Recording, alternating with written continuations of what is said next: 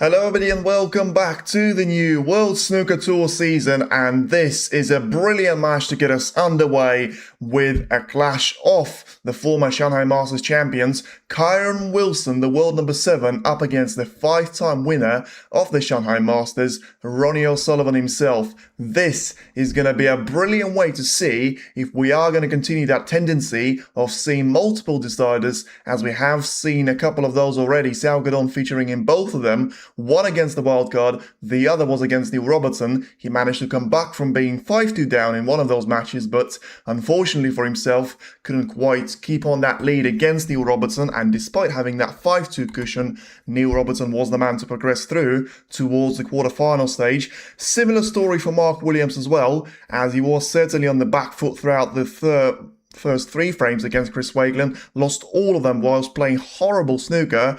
Looked like he was on the verge in the 4th one as well, but at the same time, he managed to recover. He played really good stuff in frames number 4 and 5, lost the 6th one, so left himself quite tight in relation to the scoreline, being 4-2 down, but managed to come back and win all the remaining frames and get himself through towards the quarter-final stage. And of course, he will play against either Kyren Wilson or Ronnie O'Sullivan. Plenty of history in between those two men, but probably because of, the meeting in the World Championship final back in 2020, but also, they haven't really met in the last couple of years that often, but when they have, he seemed to be a classic. They met twice during the past season, and he was certainly at the start of it as well. One was at the quarterfinals of the Shanghai Masters, and he was Kyren Wilson, very much victorious on his way to be winning that first Shanghai crown and beating Ali Carter in the final by 11 frames to 9. And then, of course, straight after that, we had a Saudi Arabia Masters where the O'Sullivan comeback, despite being 5-3 down, managed to make his way towards beating Wilson by 6 frames to 5 on his way to being the runner-up to Neil Robertson as well. So then, whether it is going to be very much back to Team Europe or Team China to try and make it quite far in the Shanghai Masters, we'll have to wait and see, as we're now just waiting for the players to come back onto the arena. We are going to have Judd Trump against Barry Hawkins to be played at the same time, but ultimately you feel like watching Ronnie and Wilson for the first time, well, technically for the second time when it comes to Ronnie O'Sullivan, but you feel like that match against the wildcard of Li Ling Hao, as much as it was decent showdown in the second frame from the wildcard, he wasn't really performing up to the standard that was required to try and get quite close to Ronnie O'Sullivan. So in the end, he wasn't quite close enough, as now we see Judd Trump, the world number 1, looking to try and make a real effort and hopefully for himself get a nice little title on the board. We haven't seen too many of those in the past couple of seasons. In fact, only, 3 of them to be said. One in the UK Championship, one in the Saudi Arabia Masters, a tournament that is no longer on the calendar. And then, of course, at the German Masters last season, beating Sean Murphy in a very comprehensive win at the Tempodrome. He'll be up against Barry Hawkins, that had a bit of a scare against Li Beifan. After dominating the early part of that match, Li Beifan came back stronger. And now it will be certainly down to Barry to try and take that game to Trump, who is going to be considered a favourite, but at the same time you still have to give credit to the likes of Zhao Xingtong and Weezer potentially being the tougher opposition there, as we still look for the first Chinese player to reach the final of the Shanghai Masters since 2017, even though Ding Zhuhui has managed to win this tournament beforehand, and the likes of Xiao Guodong that has been, as I say, knocked out already earlier today. They made it to the final, but not since 2017. Of course, that was the time where Shanghai Masters got changed from the ranking event over to invitational one, and one man that knows an awful lot about it is now walking up to the arena of the table number 1.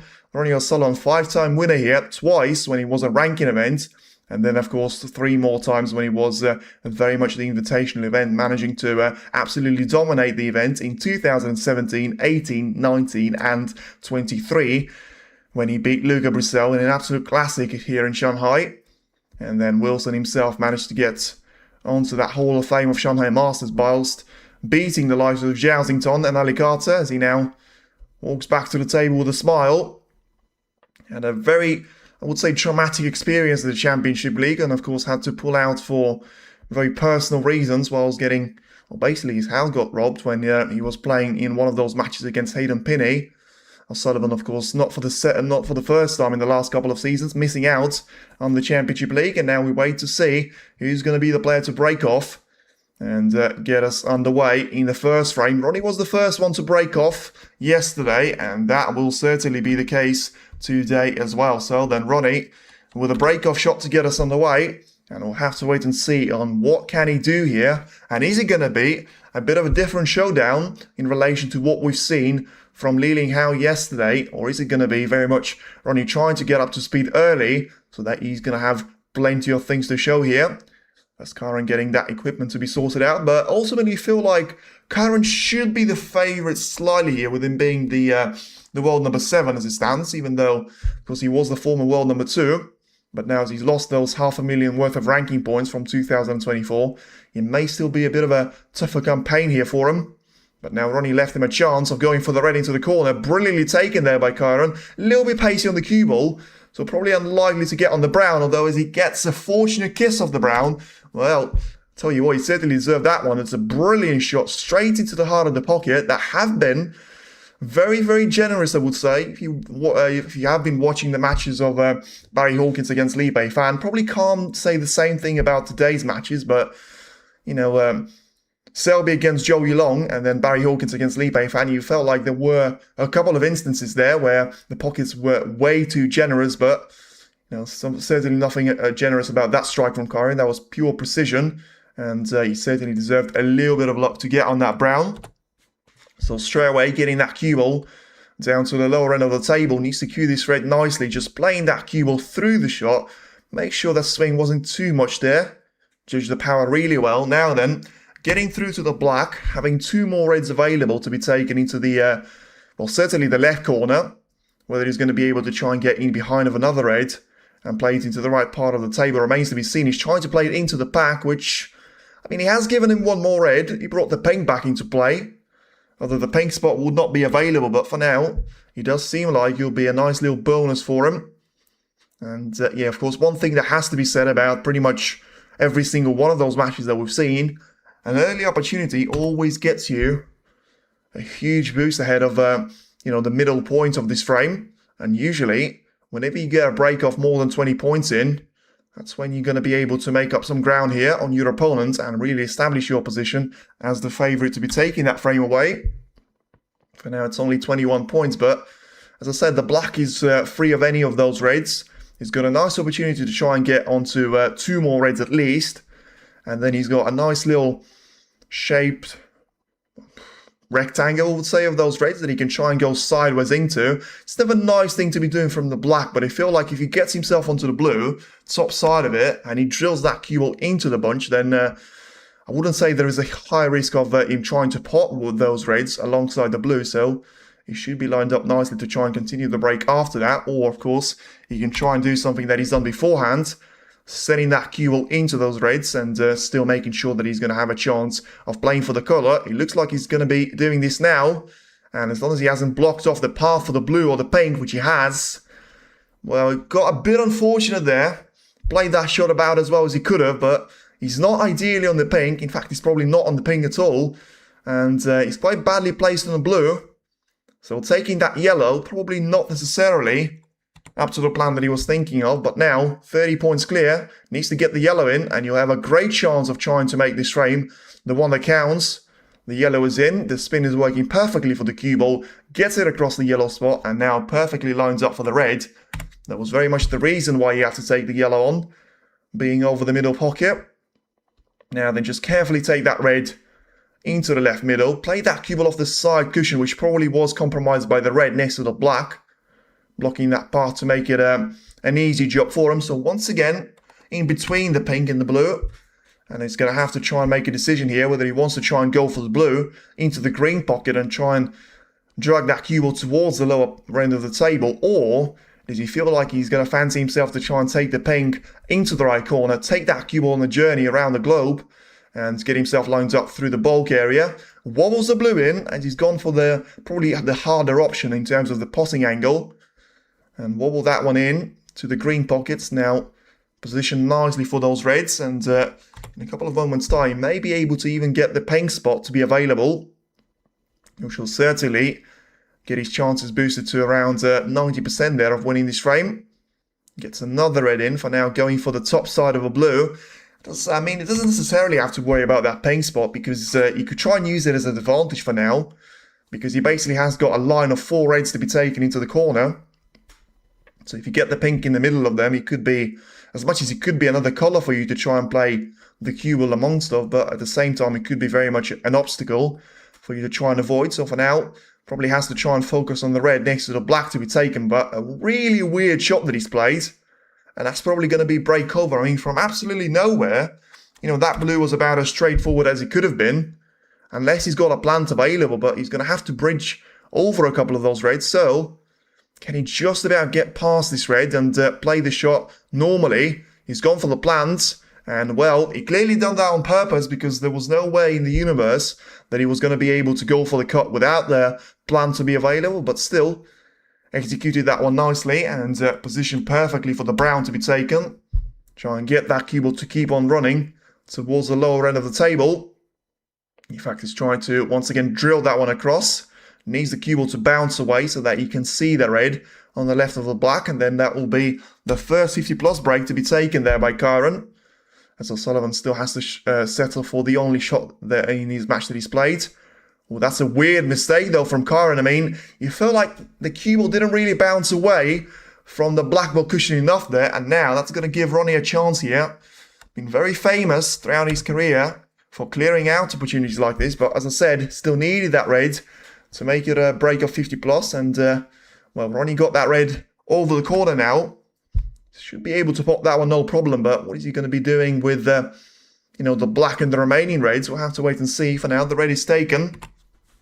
Gets himself positioned on the black nicely.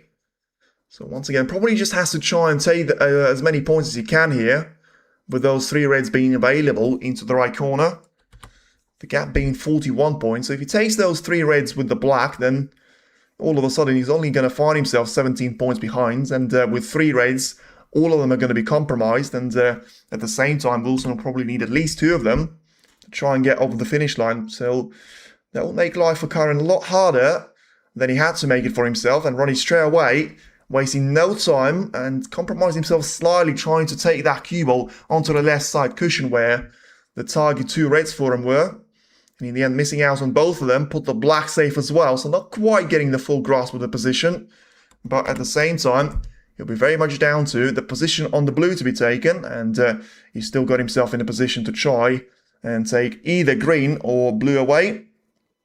So it'll be interesting to see on what's going to happen here, because ideally he doesn't really want to take the green away, because that way, you know, he's going to have to try and drag the cue ball across the entire table through the left side cushion. So the natural angle is to go for the blue, but he had to make the blue first. He didn't. So then he stops on 17 points that he scores, and yeah, Wilson is going to come back to the table. As I said, Ronnie needed to make sure he got every single one of those reds they had available to him.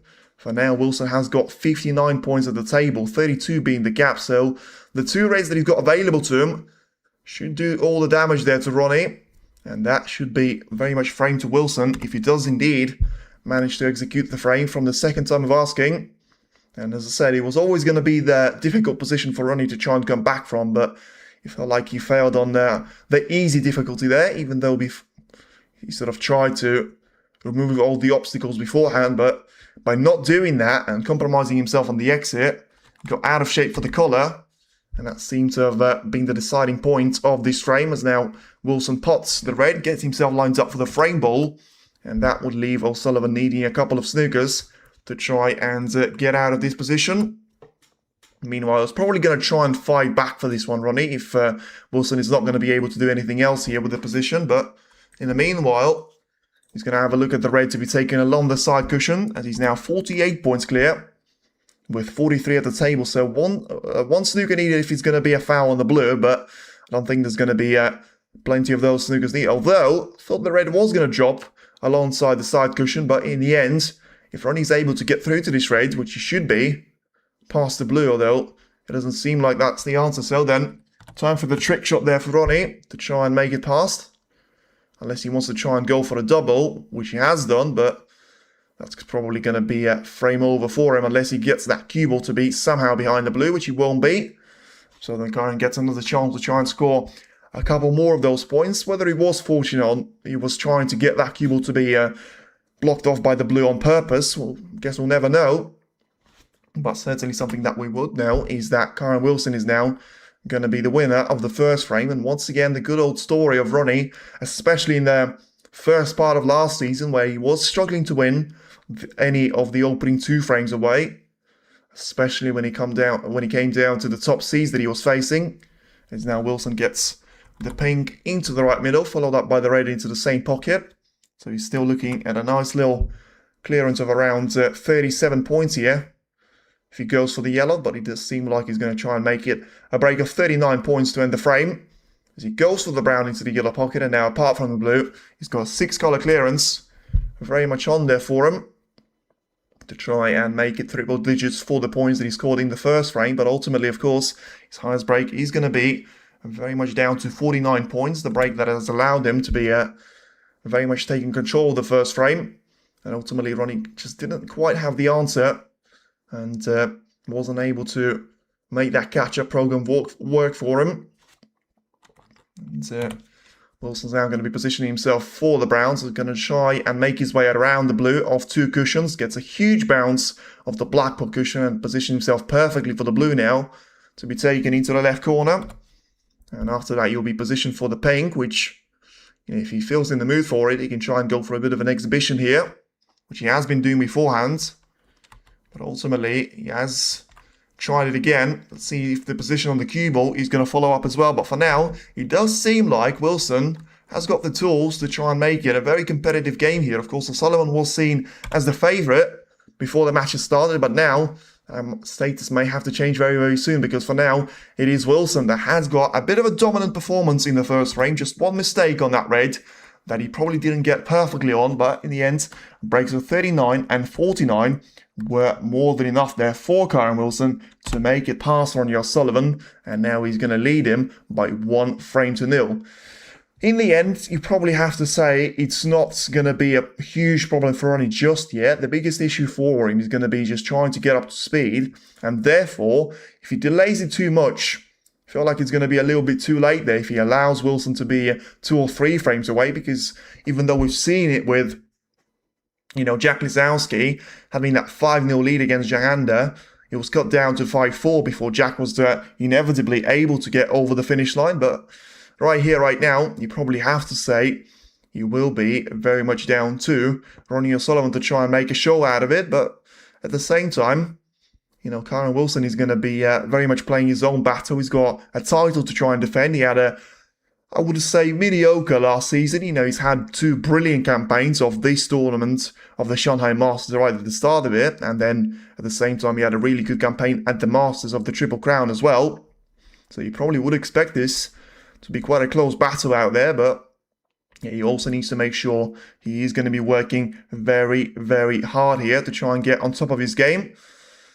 But at the end of it, you probably have to look for the way that this match is going to go. There are a couple of ways for it to try and unfold, but at the same time, you feel like for the best battles and the combat here to be taken all the way, and for us potentially to see another decider, as it was in Saudi Masters last season, then he'll certainly be down to O'Sullivan try and get his nose ahead, whether he's going to be down in this frame. He can't afford to be 3-0 down, though, because we've seen that beforehand, as I say, with Chris Wakelin against Mark Williams.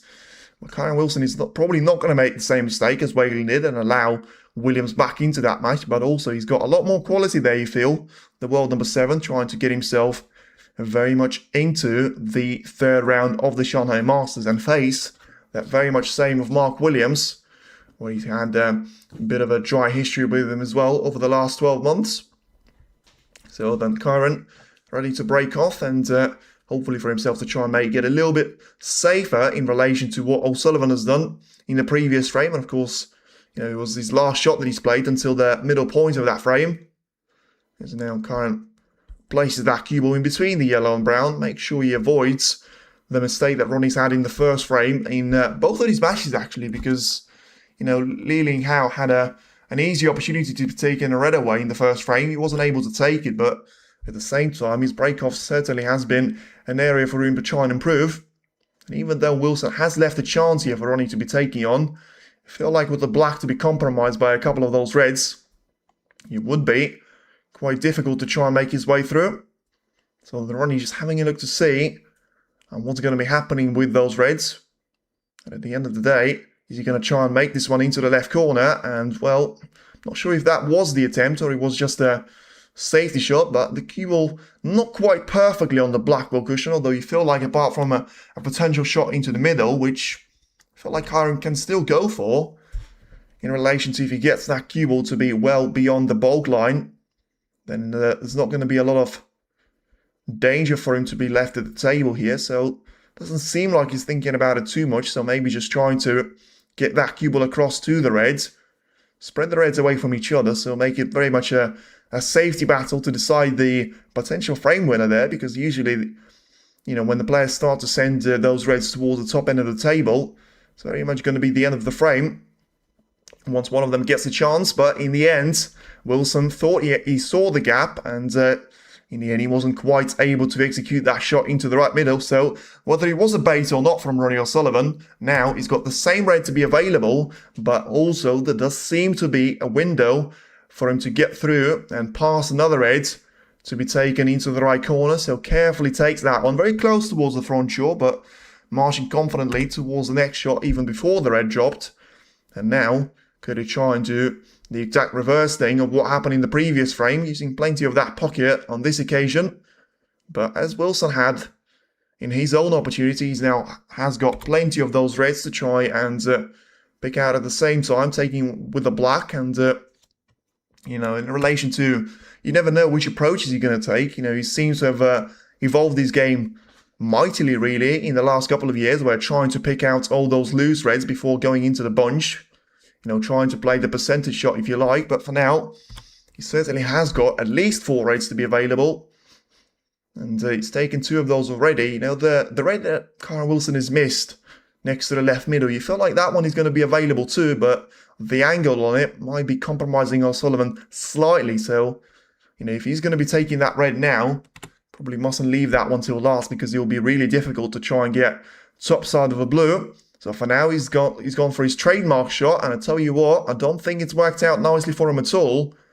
Maybe he was actually trying to leave that red over the left middle, but I'm not sure he can see it, and if he can't, he's going to have to go for a safety shot or a risky shot into the green pocket. But once again, having to bridge over the black.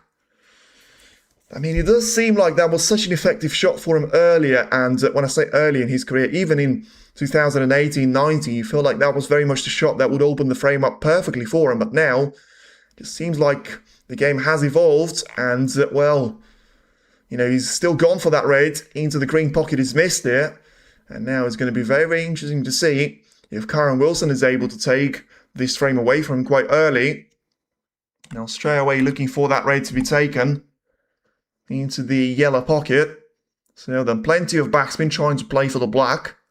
But the position now is wide open, so if he gets himself an opportunity, it should be very much down to a great chance there for Kyren Wilson. And he does get that red in, so once again, it was a risky shot, but you feel like with O'Sullivan's point of view, was it the right thing for him to do? Because he has basically turned it into a one-shot shootout for the frame. You know, missing out on that red, clearly felt like he was going to place that cue ball into a safe spot. He didn't.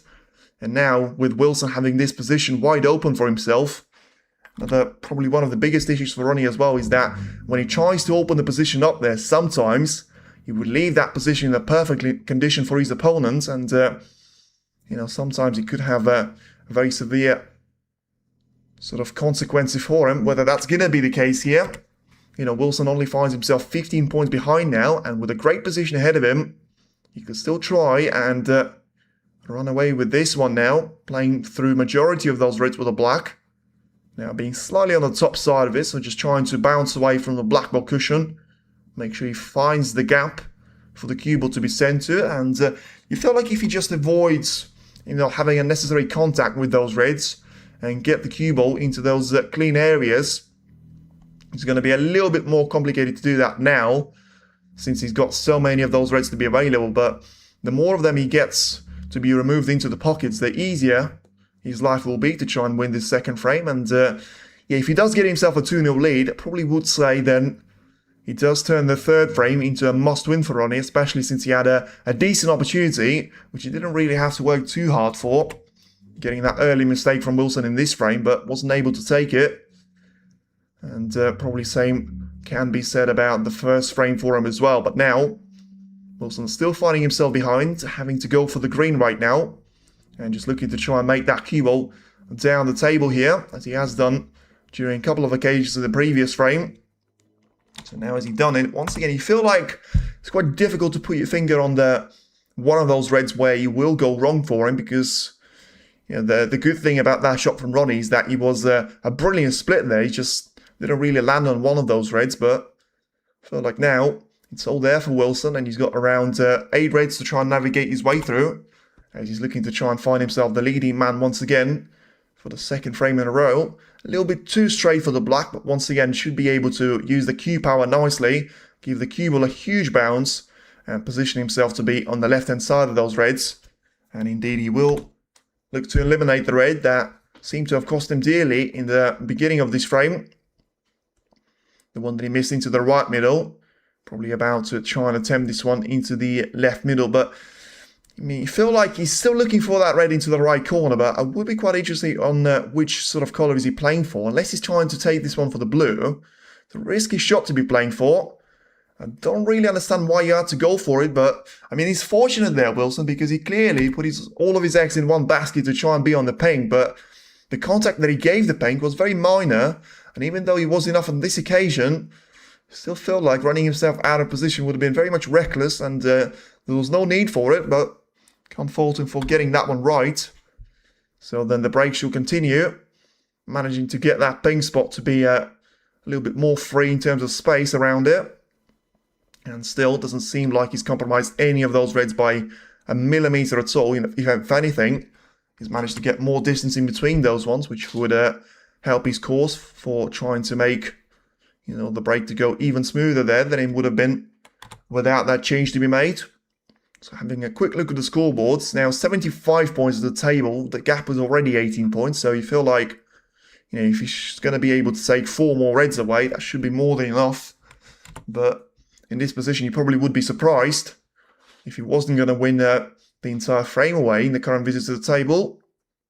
Once again, slightly too close to being straight on the black here, so this time around, just about enough of the angle that he has to try and play this one with top spin, plenty of power, and once again recovers very, very nicely to be just about on the top part of the red, and trying to take that one away into the left corner. Play for the pink here.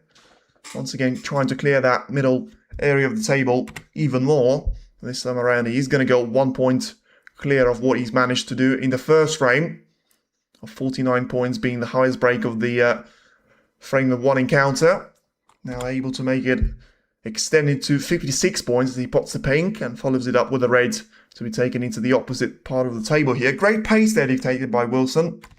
So far, of course, Sullivan and Zington lead the average shot time quickest for the entire tour of this season, because with only a few of those matches to be played, and Weiss is still not even on the radar. He's going to have his match to be played tomorrow against Si Jiahui, after the Chinese player was able to defeat Pan Jingsu in the first round match. Both of them got in as semi-wild cards, I would say, because they're not really the top 16 players, but at the same time they're not really the equivalents of winning the Asia Pacific Tour, because they're still going to be very much inside the top 32, just as Zhang Anda and Pan Jingsu himself are going to be as well.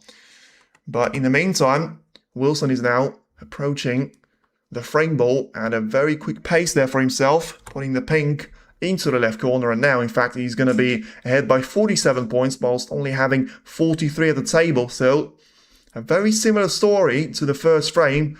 Ronnie O'Sullivan had a chance, even though this time around he was the one to try and put a bit of a gap in between himself and his opponent. But in any way, he wasn't able to take any one of those opportunities, and now the breaks of 24 and 17 seems to have been the most that he was able to produce.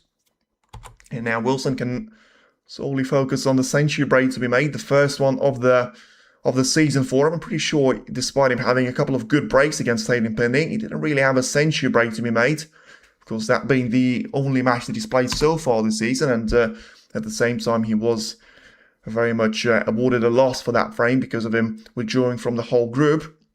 Once again, look at that cue action, brilliantly taken there on the black, being once again a little bit too straight, but swing through it, and off the right side cushion, plenty of spin, and the cue was going to be positioned perfectly for the yellow, and pretty much too close to it, so now you have to take the rest to get to the yellow itself. Now gets himself positioned for the green to be taken into its own pocket, and carefully play that cue ball away, and onto the brown. He's going to be lined up here, so once again, it's not beyond the realms of possibility for Ronnie to try and turn this one around, but it would be if he is to lose another frame here, and even if he is going to be heading into the intermission with being 3-1 down, you know, it depends on the way that he loses another frame here, but he does absolutely need to try and win the third frame away to try and make a lot more of a game of this one. But remember, it wasn't necessarily the case in that clash of Shanghai Masters in a previous season, but at the same time, when they played in Saudi Arabia, Wilson was able to get a very comfortable lead of 2-0, 3-1, and he didn't really leave Ronnie O'Sullivan a chance there, but, you know, at the point where Ronnie was playing quite well, he managed to get himself into a position where he was able to counter those shots from Wilson, found a good safety, and when he was in with those chances, as Wilson is going to make a century break there, which gets him the win in the frame. And certainly can be very happy with what he's done so far with his game, as it's now going to be a break of 107 points there to be scored. So once again, one visit to the table proving to be enough there for Kyron Wilson, as he was able to punish Ronnie O'Sullivan for that costly mistake that Ronnie has committed whilst running himself out of position and going for that shot into the green pocket.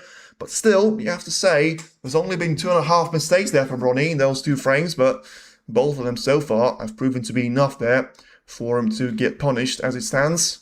Have a very quick look to see how Trump and Hawkins are doing there, because it's still going to be an interesting match to be seen. Because, you know, Hawkins for now is taking the first frame away from Judd Trump, but Trump seems like, from the second visit to the table, with Barry making a century break of 102 points in the first frame, Trump is looking to respond with breaks of, well, to 29 to be fair, being the highest for himself.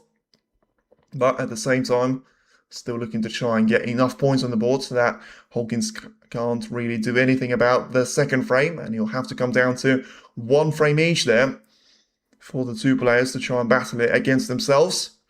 But Hawkins was very dangerous in the early stage against Li Beifan. He did have a bit of a drop-off when we got closer to the intermission, allowed Li Beifan back in, and the 3-0 lead that he had sort of got turned around into 4 frames each, and Hawkins really had to fight for that 9th frame, making a clearance on the pink and the black, and now it'll be very much down to an opportunity here to be taken for Ronnie O'Sullivan, as he needs to make sure that frame 3 is going to start better for him, that he has started the frame number 1, and he needs to make sure that he's not going to be allowing Kyron Wilson to have any of those easy chances to be taken, because so far that probably has been the negative side of Ronnie. But once again, I have to give massive credit to Wilson, because he's had 1.5 opportunities in those 2 frames, and he was able to take it with full regard to breaks of 107 and 49 points there to himself. As Ronnie now gets the approval from the referee, so it's now all ready for the 3rd frame to get started. Let's see if he's ready to try and get this 3rd frame underway, and preferably for himself, and very much get this on the score sheet as well for the 7-time world champion. 5-time winner here, of course, but I felt like he wasn't really playing brilliant snooker here in the Shanghai Masters since that great win over Luca Brazil, and once again, you feel like he hasn't done enough there. You know, the cue ball had a nice line trying to go past the green, but now Wilson still can see the red to be taken into the corner and get that cue ball to be getting around the black here. This time he's going to miss the long shot. Let's see where the cue ball's going to finish, and the red where he missed is going to finish too.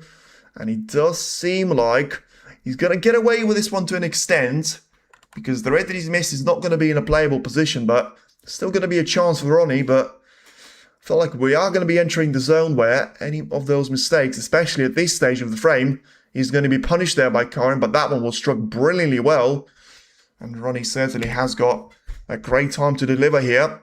Nothing is lost now.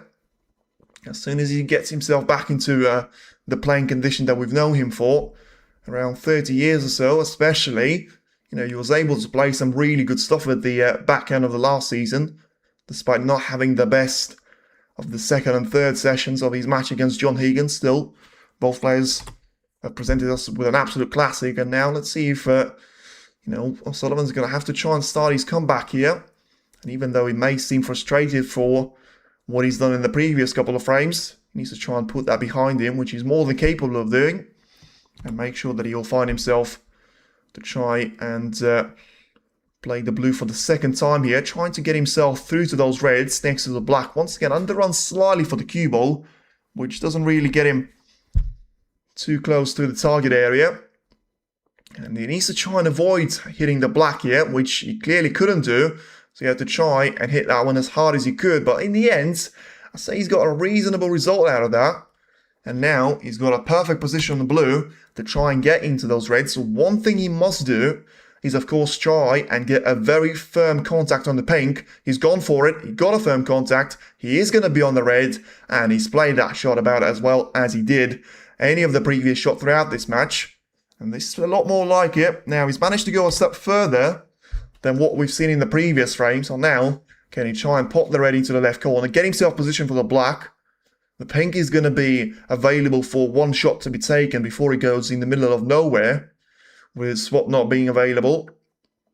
But now, just needs to make sure he's going to be concentrating for every single one of these shots. And, if he gets himself a fantastic break on the board, then potentially he could try and make it down to just pure technique and the pure flow of his game. But for now, I'd probably say we're not quite at that stage yet. And if anything, he needs to try and think about the way that he wants to position this cue ball after the black.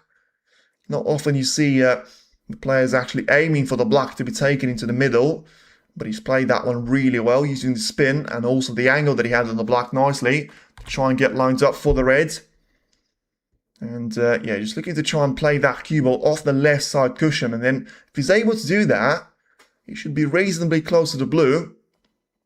Once again, you feel like he has managed to buy himself a little bit of time here before he's going to have to try and go into the bunch of those reds again. In the meantime, just having 3 more of those reds to be taken. Needs to try and clear the black from the right side of the table being covered up by another red as well. So for now, I said he's going to have to wait until he goes into the bunch of reds. And, he certainly put a lot of trust in his ability there to hold the cue ball. I mean, a couple of centimeters short on the pace, and then he would have been in the middle of nowhere. Right now, he's perfectly lined up for that problem red. Now he got the black to be clean, available both into the left and the right part of the table. It has got one of those sort of half save reds to be taken onto the right side cushion. So he has got a bit of a thing in mind there where if he makes a mistake now, he can still find himself in a similar position to the one that Wilson sort of did find himself in the first frame. But at the same time, for both his confidence and for his playing style, he needs to try and make sure he's going to be able to try and win the frame in his style, in his way. And for that to be the case, he needs to try and get the black in, be lined up for the red. Well, I mean, once again, he got the first part of the task done really well. The black disappeared with no issues at all. But at the same time, it felt like he's going to be struggling a little bit to get himself through to a red to be taken here. So may have to try and take this one as a safety shot. We have seen a break of 49 points in the first frame from Wilson. Are we going to see a break of 48 to be the maximum that Ronnie can produce at this stage of the frame now? Because he is looking for that pocket to try and get the cue ball to be behind the yellow. Pocket of space, I meant, of course.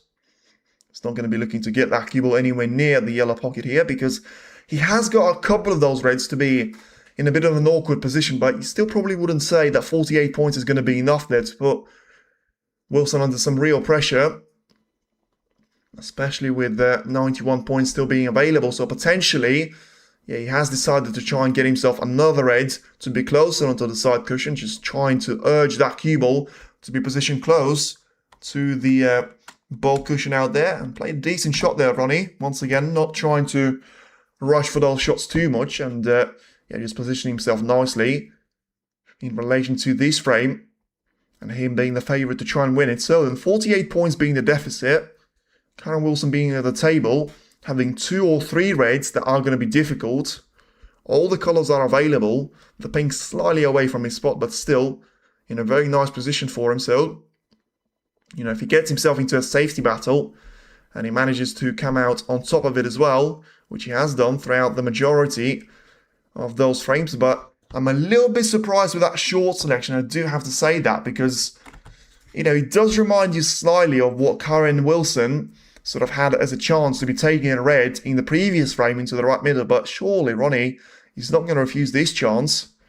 Though he had a look at it twice, and unless he's going for the shot into the green pocket, which he wasn't, but what has he done there? I mean, needs the red to bounce away, and he hasn't. Well, that is a blunder and a half there from O'Sullivan, trying to get that red through a corridor in between the yellow and brown, catches the brown pretty much full ball, and leaves that red to be over the yellow pocket. Well, that was the gift that Wilson will certainly take in this frame, because he does have a bit of a history there, Wilson, with sometimes not getting over the line despite having a 2-0 lead. Just remember that 2024 Wuhan Open match against Xiao Guodong, where he was so close to getting that 3-0 over lead and then had a massive blunder on the black, and now does find himself in the position of trying to play catch-up here. But ultimately, as I say, apart from those two reds, one on the left, one on the right side cushion, he has certainly got a very healthy position ahead of himself. And let's see just how many of those points is he going to be able to score here, and potentially even to try and make a total clearance to work for himself. So they're having to go for a rest shot now, and still just having to clear those awkward reds. They're not quite the two problematic ones, because you feel like he's going to be a little bit low on points here to try and go for any sort of risk.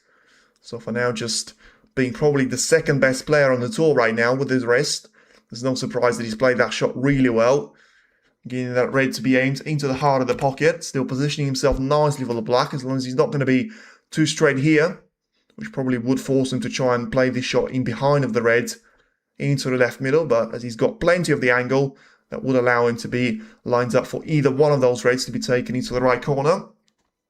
And it does seem like he's going to go for the lowest one of them all.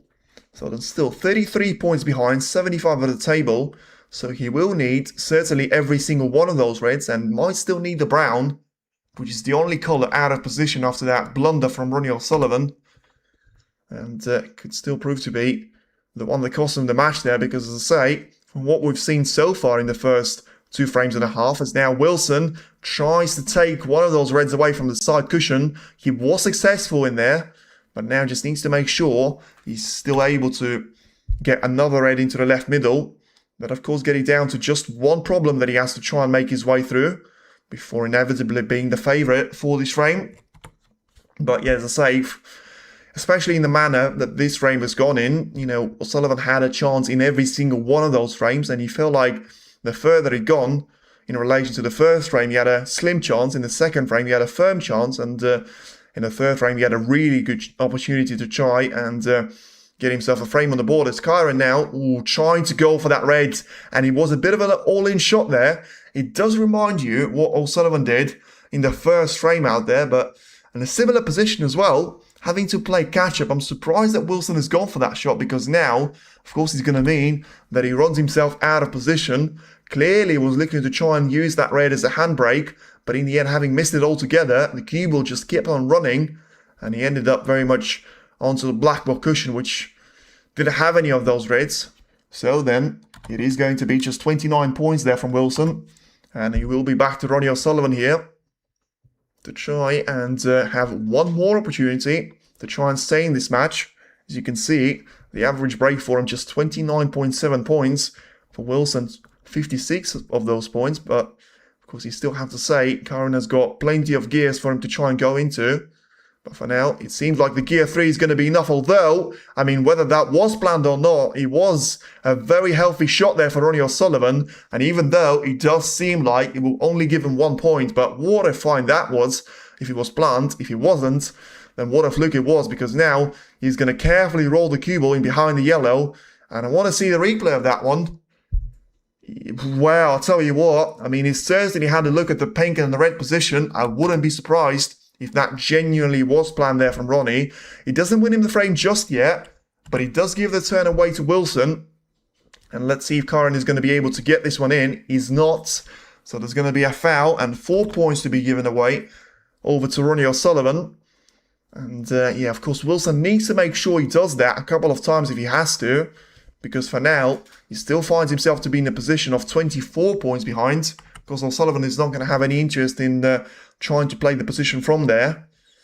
So technically, with 51 points at the table, he can afford to be doing that for at least 5 more times that you feel, until it is going to become a problem there for him.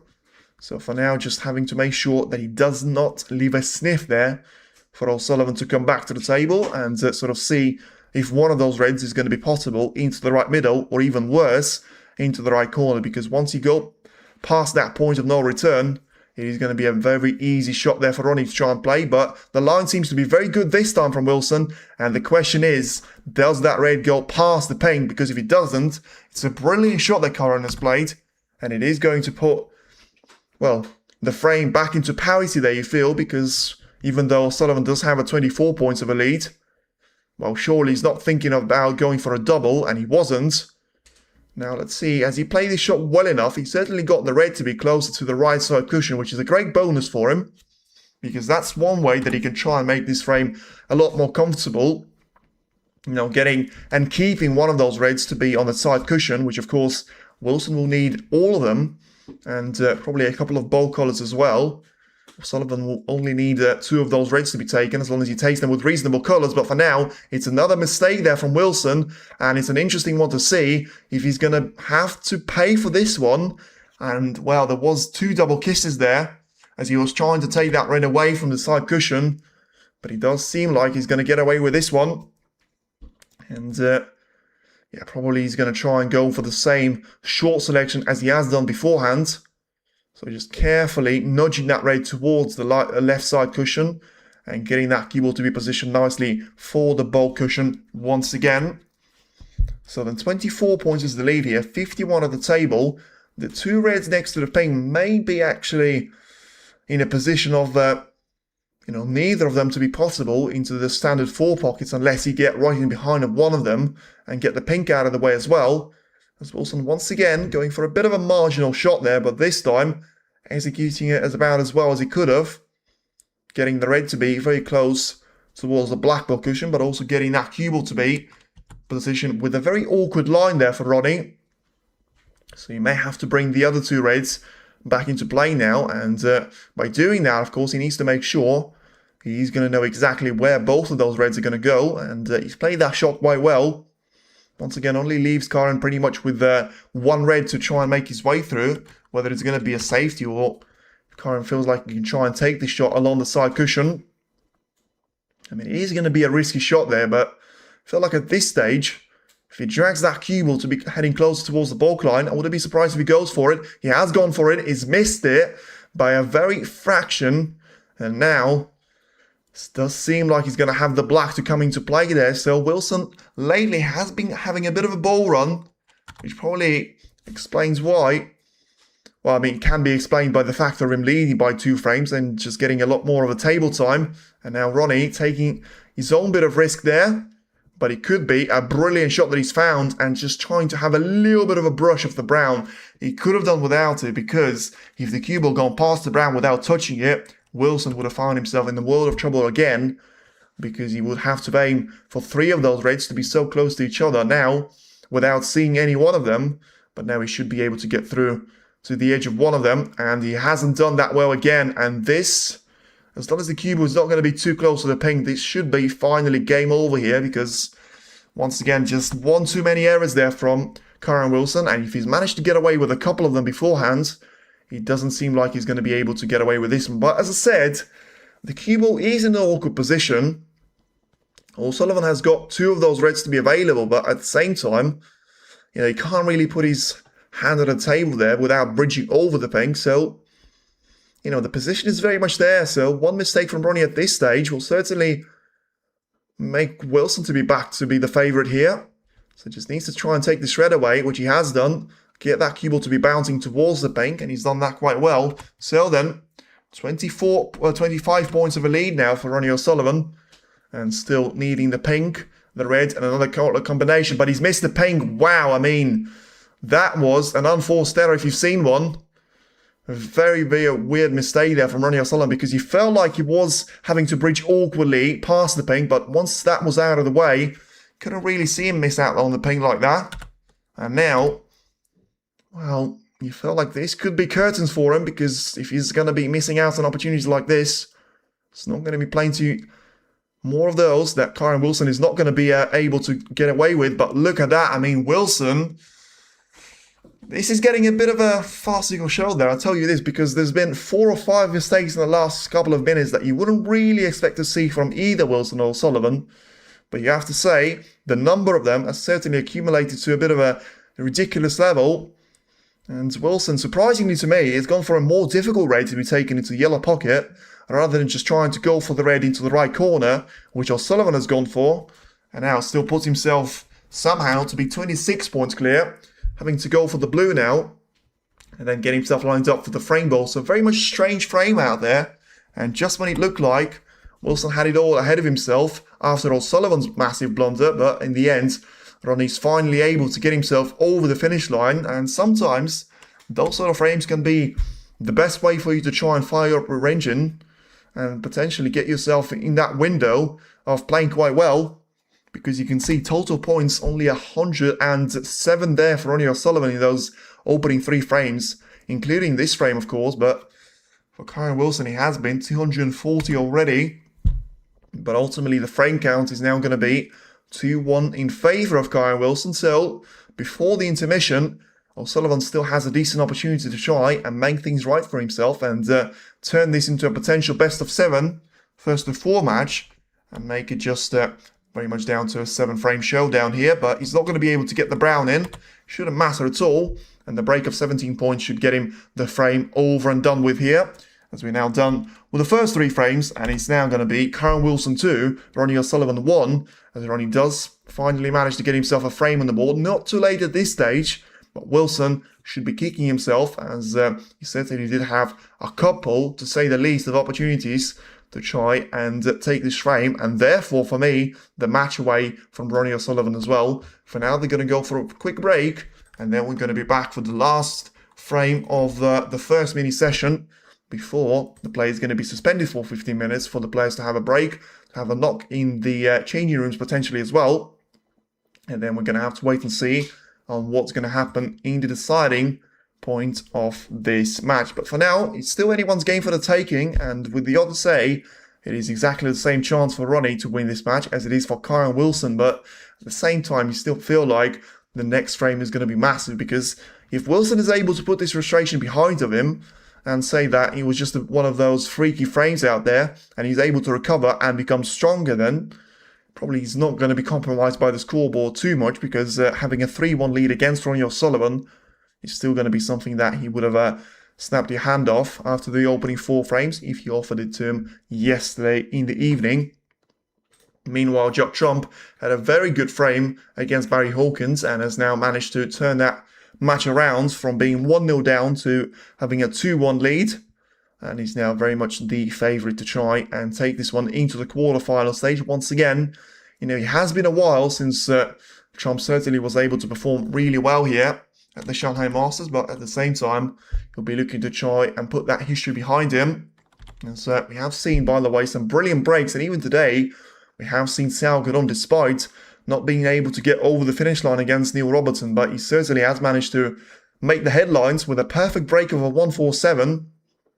And yeah, at the end, it was a brilliant sort of performance that we've seen.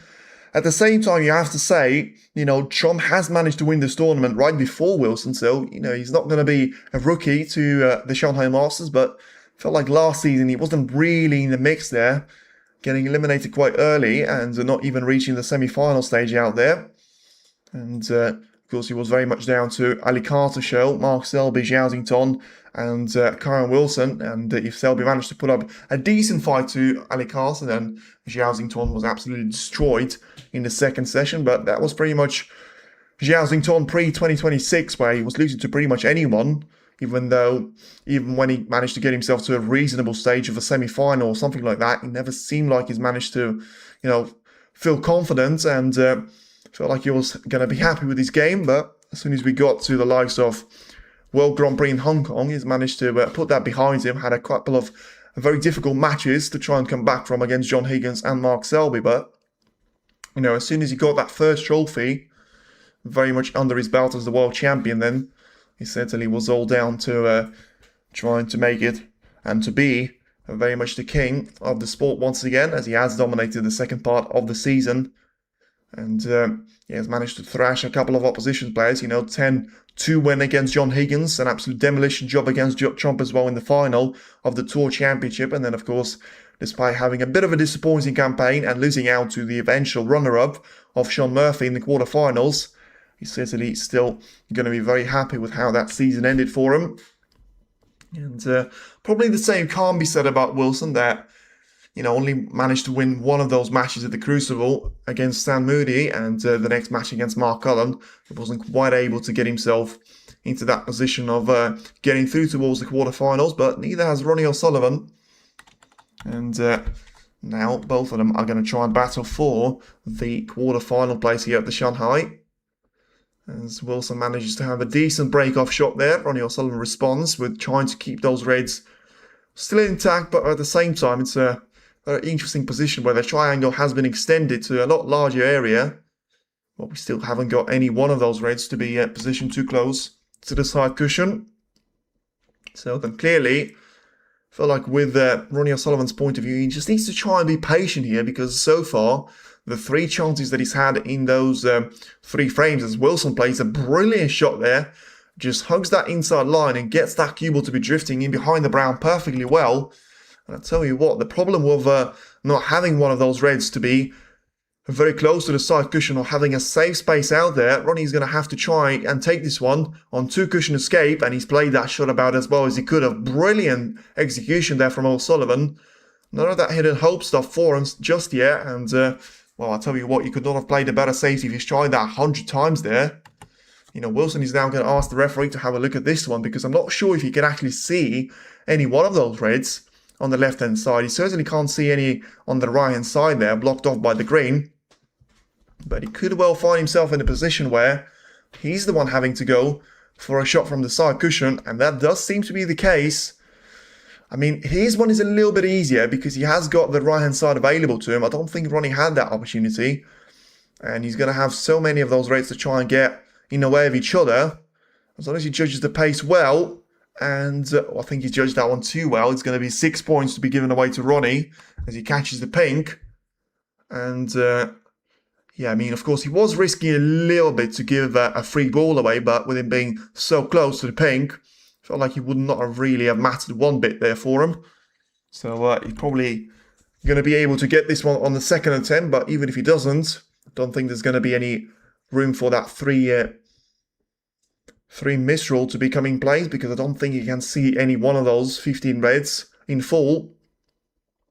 As the referee now just checking to make sure that the position of the cue ball is going to be matching to what he was beforehand. Wilson saying that he needs to go a little bit further from the side cushion and a little bit further behind the green, as he now seems to be happy with it. Ronnie, of course, is not going to intervene, and he's just going to leave Karen up to it. So then, first shot wasn't successful purely because of power, and he certainly had plenty more power in the second attempt.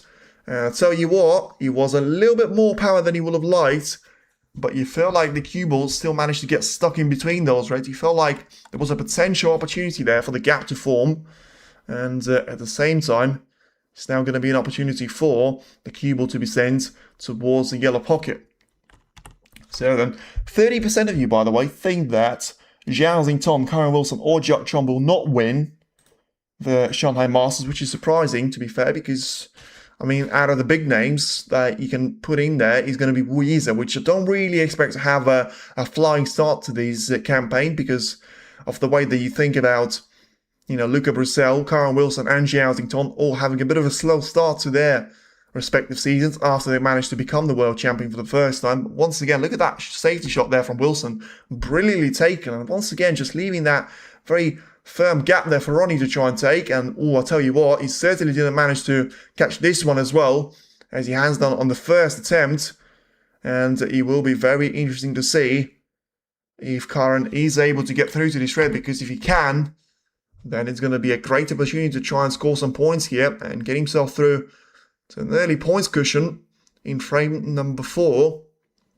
The body language certainly suggests that he can see this red, and now just having a look to see if the pink is actually going to go in towards the right corner. Well, you can't really say it was an unforced error there from Ronnie, but once again, as well as he hit the first shot when he was put under a similar sort of position there from Wilson, it was a brilliant execution there, but you felt like he was, playing both of those shots a little bit too quickly there, but, clearly he felt like he had that position under control. In the end, clattered into those reds pretty much with the top side of it. And now Wilson doesn't seem like he's going to be too happy with the way he's playing this pink here, so see where the pink is going to go, and is he going to be in the way of that cue ball and taking the red away into the right corner? Doesn't seem like that's the way.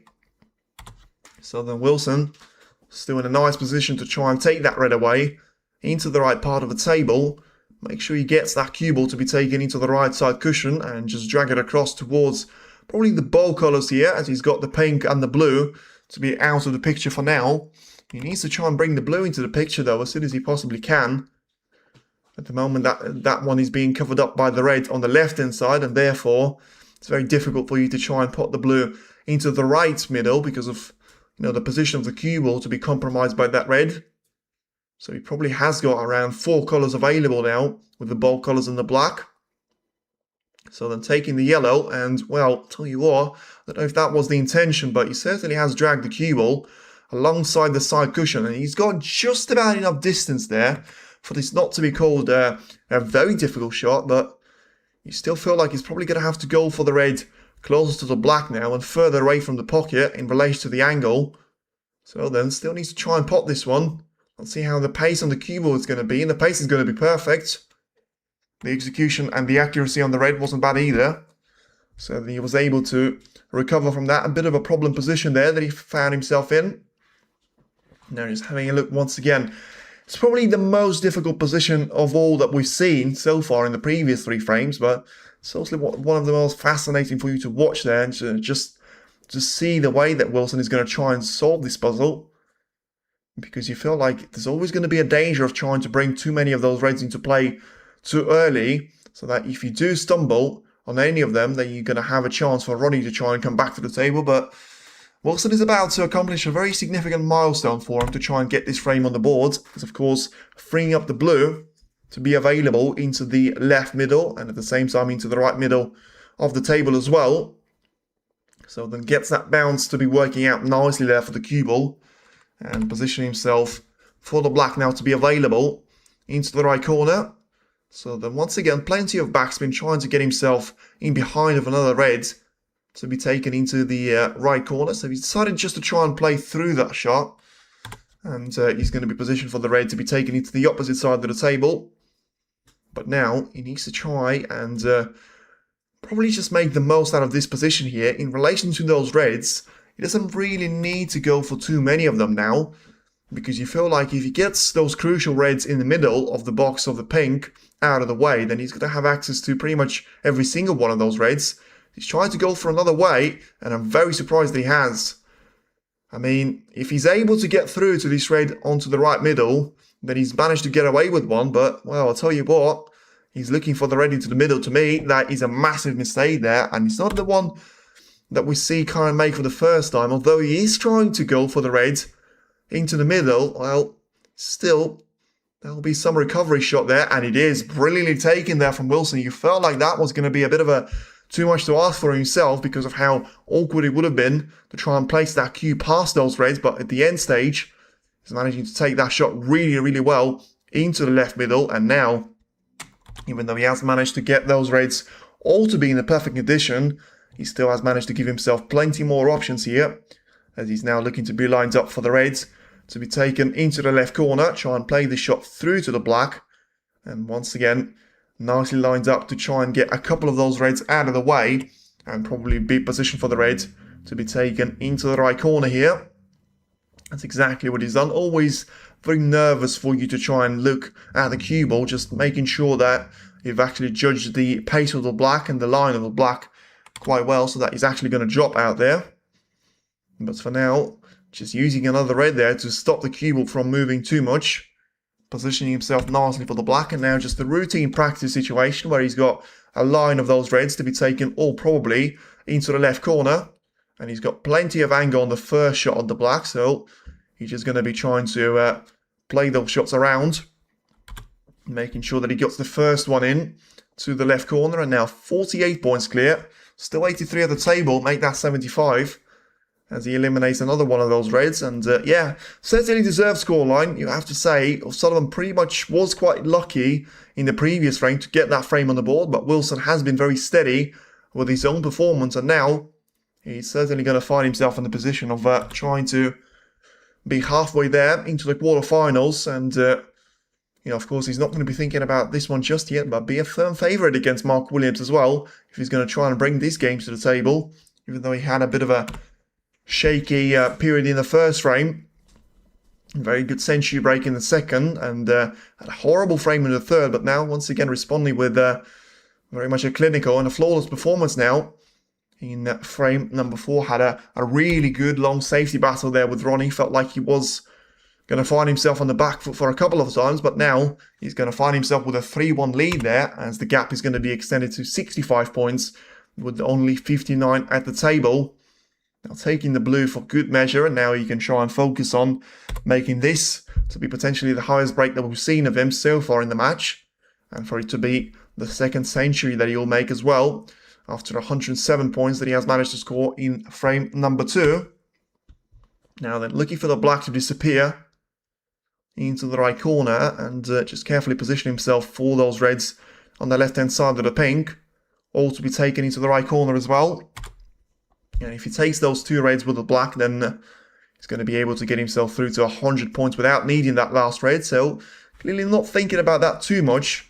And straight away, as I say that, he's played for the blue to be taken, so still thinking that he's going to be able to roll that red along the cushion, unless he wants to try and make a last-second adjustment to it, which probably would not be the smartest thing for him to do. He's going to have to try and trust the technique that is going to be good enough for him, as he now makes it the break of 90 points exactly. Probably needs to try and develop the pink slightly here, but he's gone straight into the blue here. And he might need to have the best part of his game with the rest here to help him out, playing for the pink. And in the end, he has gone away from his slightly, so it's not going to be a second century break, but he'll certainly be more than enough there for Kyren Wilson to make it a break of 91 points. And so far, you have to say, it has been very much a difficult ground there for both of the players. Ronnie had a decent chance in the third frame that in the end he was able to execute to get that frame on the board, but apart from that, you have to say Wilson has been very much in firm control, and that will be very much the case when the players return in 15 minutes time after the intermission. It is now Kyren Wilson 3, Ronnie O'Sullivan 1, and you feel like it is only what the Warrior deserves. The play will resume in 15 minutes time. Stay tuned in, and hopefully there's still going to be plenty more from O'Sullivan to show for himself to try and make a comeback. Very much possible, just like he has in Saudi Arabia last season.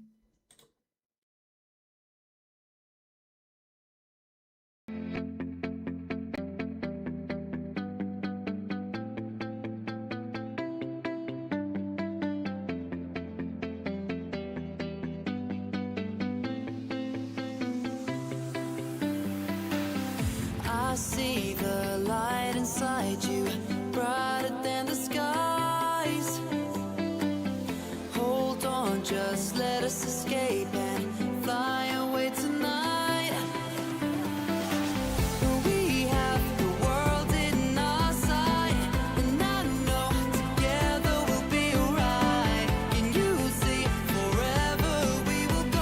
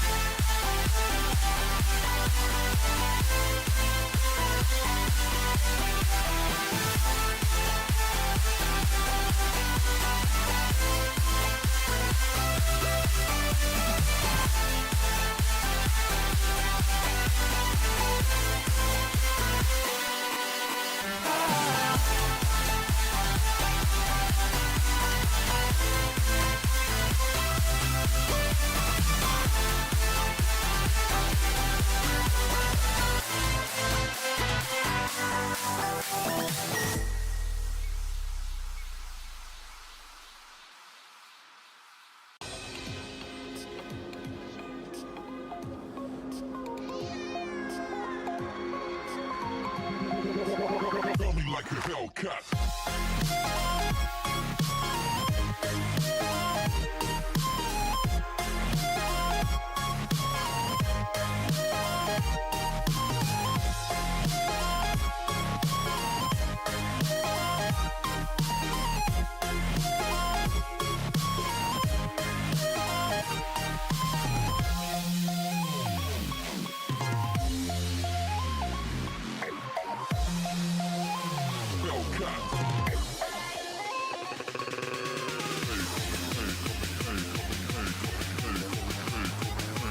Faster. Coming like a Hellcat.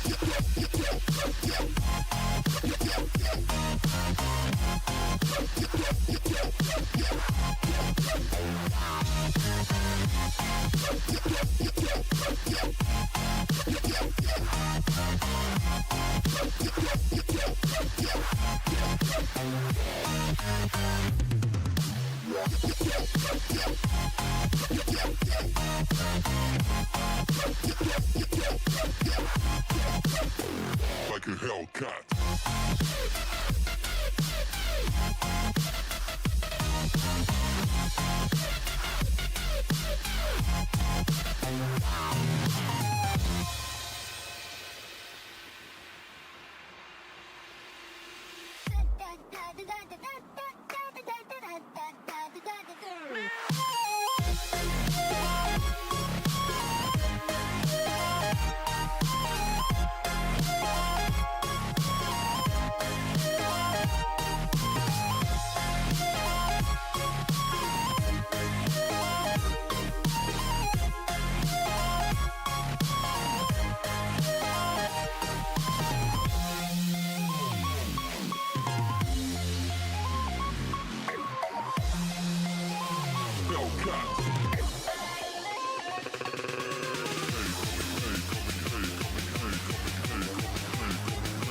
Faster. Coming like a Hellcat.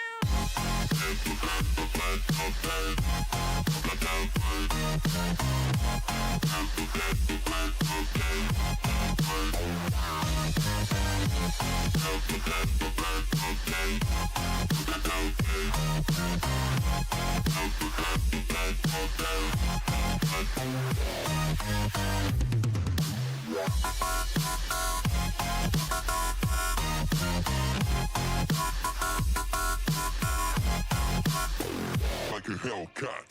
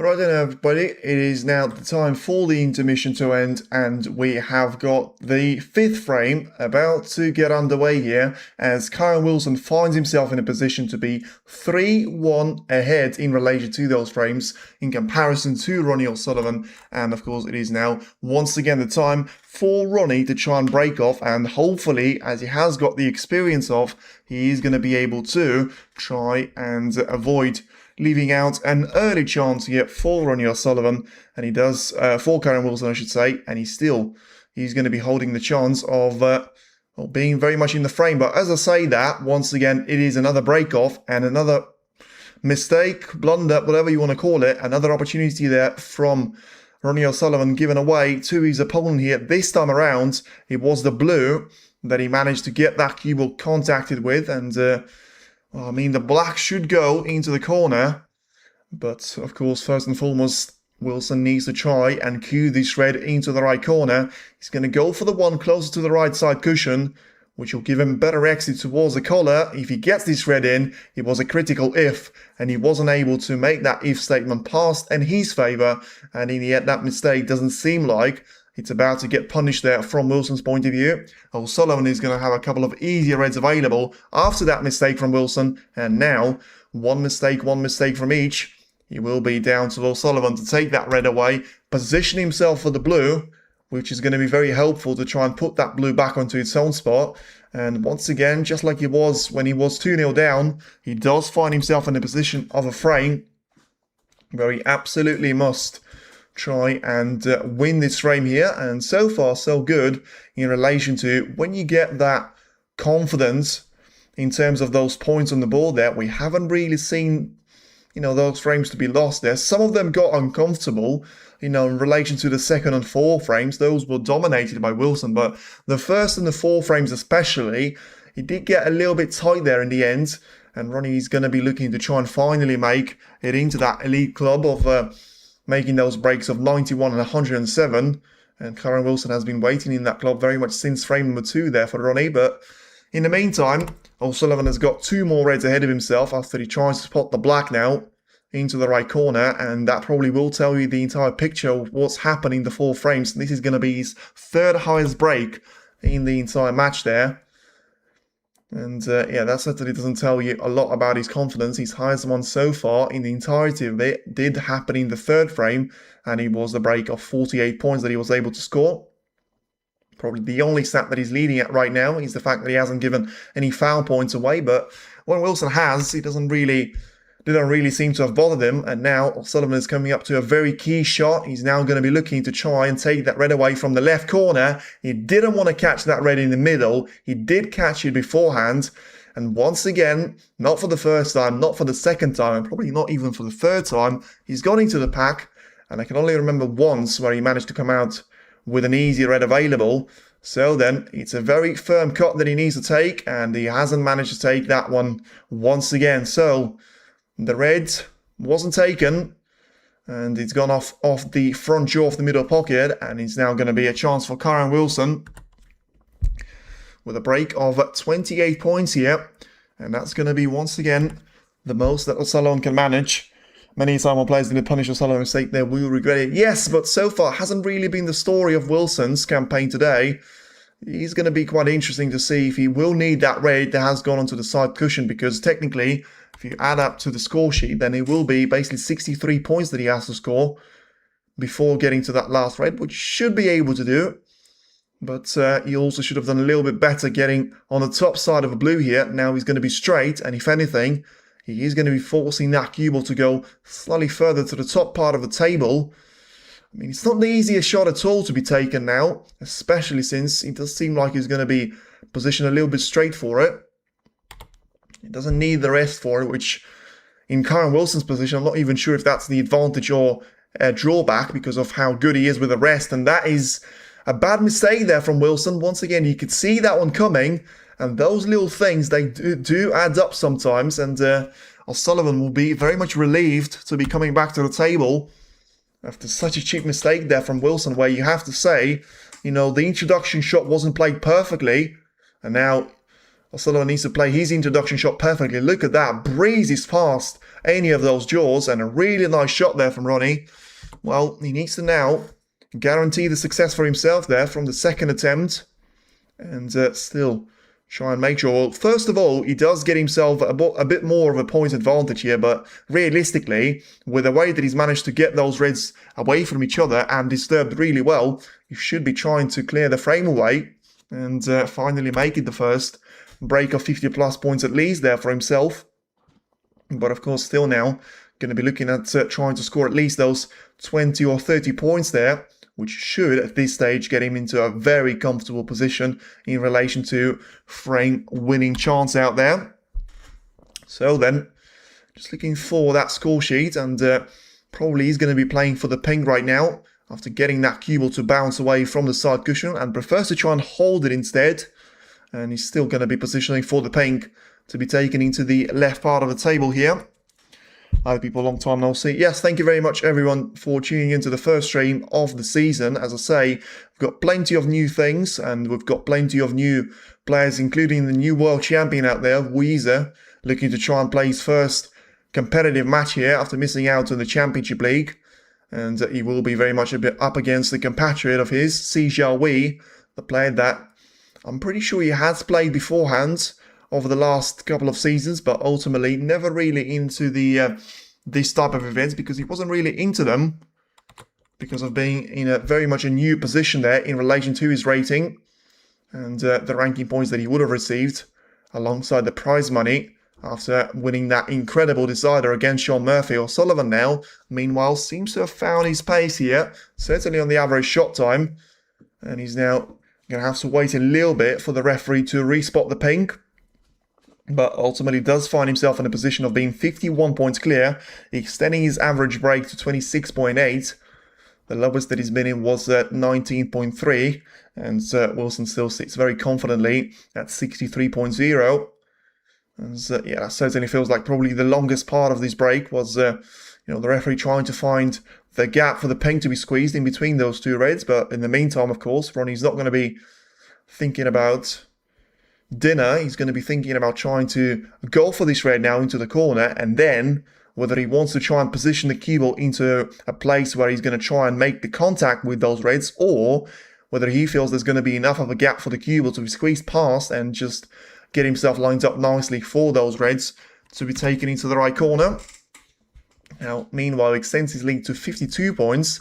And if the math is correct, the next red should be the frame ball for him, because now he's 59 points of a lead, 67 at the table. This red will take him 60 points clear, whilst only having 59 points available for Kyron Wilson. So, one of those early and lonely frames, I would say, where we've seen one mistake from Wilson, and that was, well, two really, but, the first one was a bit unfortunate that he got and left it on the blade there from Ronnie. But finally, O'Sullivan was able to take the frame quite quickly there in his favour, and now allowing himself to try and make it the first break of 50 plus there. He's now on 46 points, looking to try and take the black away and make it a first break of 50 plus there for himself, getting another red to be freed up. So technically, he has got an opportunity here to make a century break, but he'll be very, very tight.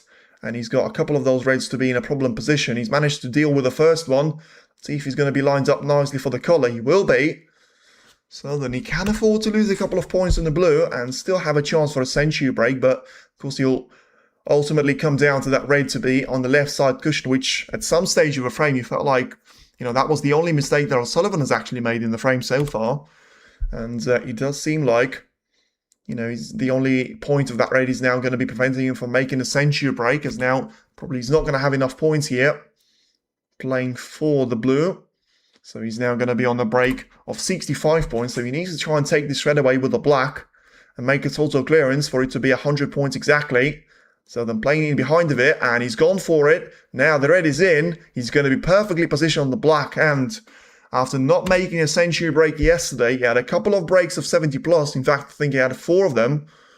And he still wasn't able to make a break of 100 plus there. He got that cue ball to be dragging across the table brilliantly well. If anything, he's managed to play that shot with a little bit too much of the pace. But he's still going to be on the yellow. And now looking to try and make it a break of 100 points exactly. He's going to be out of position for the green, but he's rolled that cue ball far enough still to have a chance to roll that green in towards the yellow pocket, and he will be another addition to that record-breaking century tally that he has. If he does indeed manage to pop the brown, blue, pink, and the black as well. For now, he seems to have done everything that he has to do that here. And of course, it's been exactly the kind of a frame that he needed. He could have done without that early mistake onto the left middle, but you feel like it's probably going to be the style of the game that he chooses. And certainly the one that he prefers to play with. And in the end, you have to say, it's a style of play that got him into this position, and it's a style of play that got him another century break here, as he's going to finish with exactly 100 points here. It's a total clearance there from Ronnie O'Sullivan, and he was pretty much a faultless frame there for him at last. And now he does find himself to be right back in the game there. Only one frame in it, but he still needs to make sure he doesn't allow Wilson to try and get away with that 2-frame cushion, at least in the next frame occasion, and get himself through to 3 frames each there. But very much down to Ronnie's frame, and very much down to him playing quite well when it comes down to the break building opportunities that he's seen ahead of him. You could say the position wasn't the hardest, but you also have to put it down to him being the player that has managed to develop the position into what he eventually turns out to be. What does Nani need up to win this frame? He's done it, and he needed to around 70 points to try and get that frame over and done with. But in the end, it wasn't really something that he had to worry about too much, because, you know, it never looked like he was going to be under any sort of pressure of missing one of those balls at least. And yeah, of course, I remember that came after a bad break-off shot from Ronnie O'Sullivan. So now you'll have a chance to try and, you know, sort of put a little bit of pressure on Karen Wilson's break-off there. Depends on how well Karen is going to be able to execute that first shot of his. But in the end, still finds himself in a similar position to what we're seeing on the second table there. Judd Trump and Barry Hawkins certainly going very quickly and very closely next to each other. And it's now going to be down to Hawkins to take that lead. You know, he was up 1-0, then Trump managed to win 2 frames in a row, got himself into 2-1 lead, and now Hawkins once again wins 2 frames in a row and puts himself to be 3-2 ahead. So, very, very interesting to see what's going to happen here in relation to those two players, but at the same time, you still feel like there is going to be plenty of opportunities for both Karen Wilson, Ronnie O'Sullivan, and, of course, Judd Trump and Barry Hawkins. We are pretty much going at exactly the same pace as Hawkins and Trump are about to start off the 6th frame, as we are as well. And yeah, I'd probably say this is the first time that Karen Wilson does find himself under a little bit of pressure. Last time he did find himself under some sort of scrutiny in this match. He was able to put up a great break of 91 points exactly before he sort of wobbled a little bit on the last red, which didn't allow him to make a century break, but still looking nicely to try and hold on to that 3-2 over lead.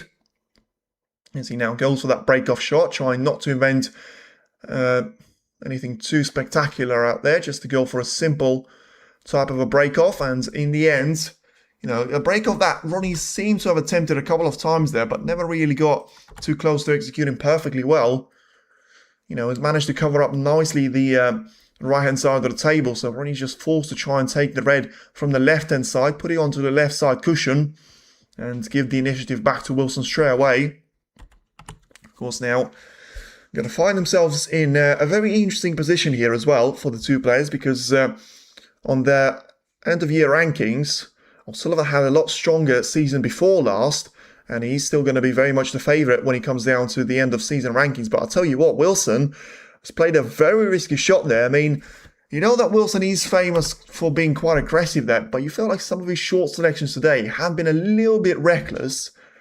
You know, there is aggressive, there is trying to be on the front foot, and sometimes you feel like just going for that double, always aiming for that front jaw. You feel like if you played that one with a fraction less of power and force, then it would have been a red over the corner pocket, over the middle pocket, I should say, and you know, he can't really afford to be doing that at 3-2 up, especially after playing probably one of his worst frames of the entire match previously. But ultimately got away with it. And now it's going to be just an attempt of dragging that cue ball across the floor of the Blackwell cushion. As now Both Wilson and Ronnie has played a decent amount of safety shots, and Ronnie feels like he's had enough and he doesn't really see any point in trying to drag this on for a lot longer. So he's going to, well, I mean, I'll tell you what, he's gone for a very risky shot. I thought he was going to try and just make it a little nudge from the red towards the side cushion. In the end, he's trying to take that cue ball and journey towards the ball cushion, and it hasn't worked out. Once again, a double kiss was made, and Wilson has got a red on a plate ahead of him into the right middle to be taken.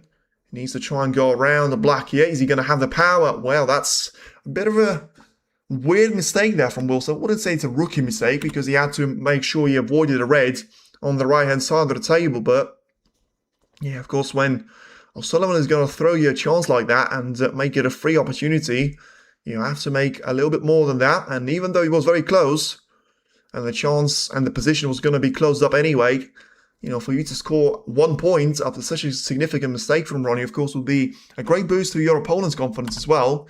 Because when you feel like you made a mistake and it wasn't punished, you know, it just makes you feel like, you know, next time you get an opportunity, you have to be performing a little bit better. But once again, a little bit weird from Ronnie, and, well, I'd say a little bit weird. It's interesting to see if he's actually left that red to be available here for Wilson, because if he has, I don't know what he was doing there. He clearly caught that red a little bit too thin, and he got it too close towards the yellow pocket. I mean, if you can see that red, it's going to be a disaster for him once again. And I'm not sure what Wilson is thinking about. Clearly, he can't see that red, and he can't, so the brown is going to be getting in the way. So, once again, I'm not sure that was the intention from Ronnie, but Wilson may be looking at a double, and once again, that aggressive approach seems to have been taken. Another route here for Wilson, but is he going to be positioned on the green? Well, it just about is.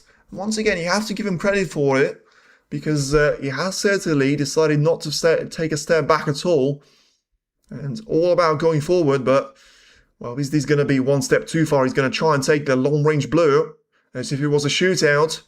And, well, once again, you feel like you need to be very, very confident, and you need to be playing really, really well for you to be taking a shot like that away. He has got away with it slightly, though. The blue has gone into the yellow, and the yellow has covered up the red that he was playing for. So in the end, 2 points for Wilson, and a semi-opportunity now for Ronnie to try and take the red away along the side cushion. These have been pretty generous, but they didn't have to be generous there at all. Although, what kind of position does he have here on the colour? The answer is pretty much none of it, but the strike was very smooth and very clean out there. Didn't even wobble anywhere near the jaws of the pocket. Now, can he try and cut this yellow in? He can. So what sort of position is he going to have on the cue ball? And it's not going to be the best, but it's not going to be the worst as well. He's probably going to have to try and take that red away into the yellow pocket.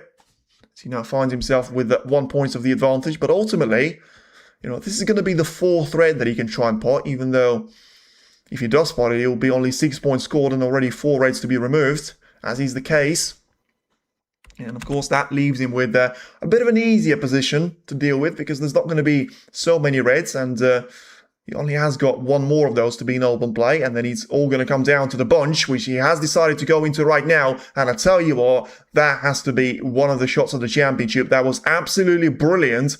What sort of angle did he find out there? And look at how clean he managed to hit the pink. And, well, that was a chain reaction. The pink has gone into the reds, and he's managed to turn a 1 out of 10 position into a 7 out of 10 with a single flick of the cue. Brilliant there from Ronnie. Now, can he try and make this position work for himself from the first time of asking? Something that he still hasn't been able to achieve during this match, despite having a couple of really good breaks in the meantime as well. Now, they're having a couple of reds to choose from here, whether he wants to go for the one onto the right corner here and play for the black into the left part of the table. I mean, he clearly doesn't want to be trusting the cue ball too much here, because that will leave him with a very small window to try and take that cue ball into. So he decided not to risk it at the end. He may have also had the factor of not having the black to be available to be potted into the left corner. So he decided to go for a nice shot on the pink, dragging that cue ball carefully across the table, lined up for the red, and now getting himself through to 11 points of a gap to Wilson. But more importantly, he's now looking to try and solve the position here like it was a puzzle. because now he's got the pink to be on the black spot, which certainly helps, because even though he's going to have the black now getting in the way slightly, but of course the black can be removed and be put as the blue right now if O'Sullivan feels like it's going to be very much disturbing him and making a ball which, you know, is going to be getting in the way of the cue ball as he tries to get himself lined up for those reds. So you feel like at this stage, as long as he's going to be clinical, he does leave himself with a brilliant opportunity to try and make it a very healthy break. As he's now looking for another red to be taken here into the corner. This might actually open up the gap there for him to be taking the black away into the corner. And for it to go on towards the blue ball spot and basically filter his way in between the black ball spot and the blue ball spot, despite having, you know, a couple of different colors on those two. The black is taken nicely. Let's see the position on the cue ball. He decided to inject a little bit of extra pace there rather than just trying to play for a very narrow corridor there for the red and go for one of the higher reds here, which seemed to have worked out nicely. And for the first time, probably in the entire frame, he has got a selection of the two colors that he can go for. And he prefers, as always, to go for the shot onto the black ball spot. Now, carefully taking the pink into the right corner. Make sure that cue ball is going to keep on running towards the red from behind. And now he's still counting those points that he's going to be ahead of Karen Wilson here for. Of course, it's going to be a bit of a strange count here in relation to of how many reds we've seen.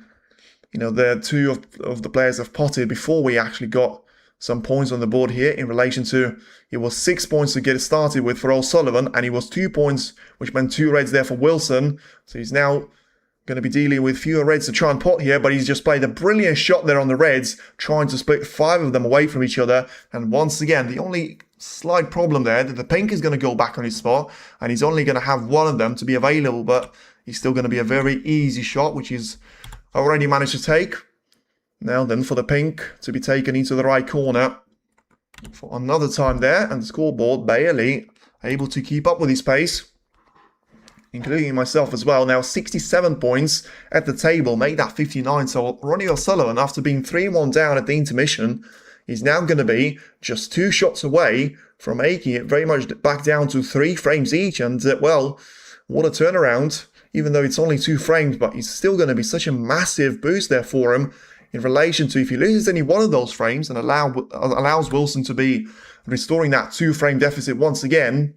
You know, it could be a very, very different story there in relation to the ending, but now he has put himself in the window and he's managed to win another frame here with a single visit to the table. For the first time in the entire match he's done that, joining the breaks of 91 and 107 there, where Wilson was able to take one visit to the table very seriously and not allow Ronnie O'Sullivan to be coming back to the table until the point of the frame already being over.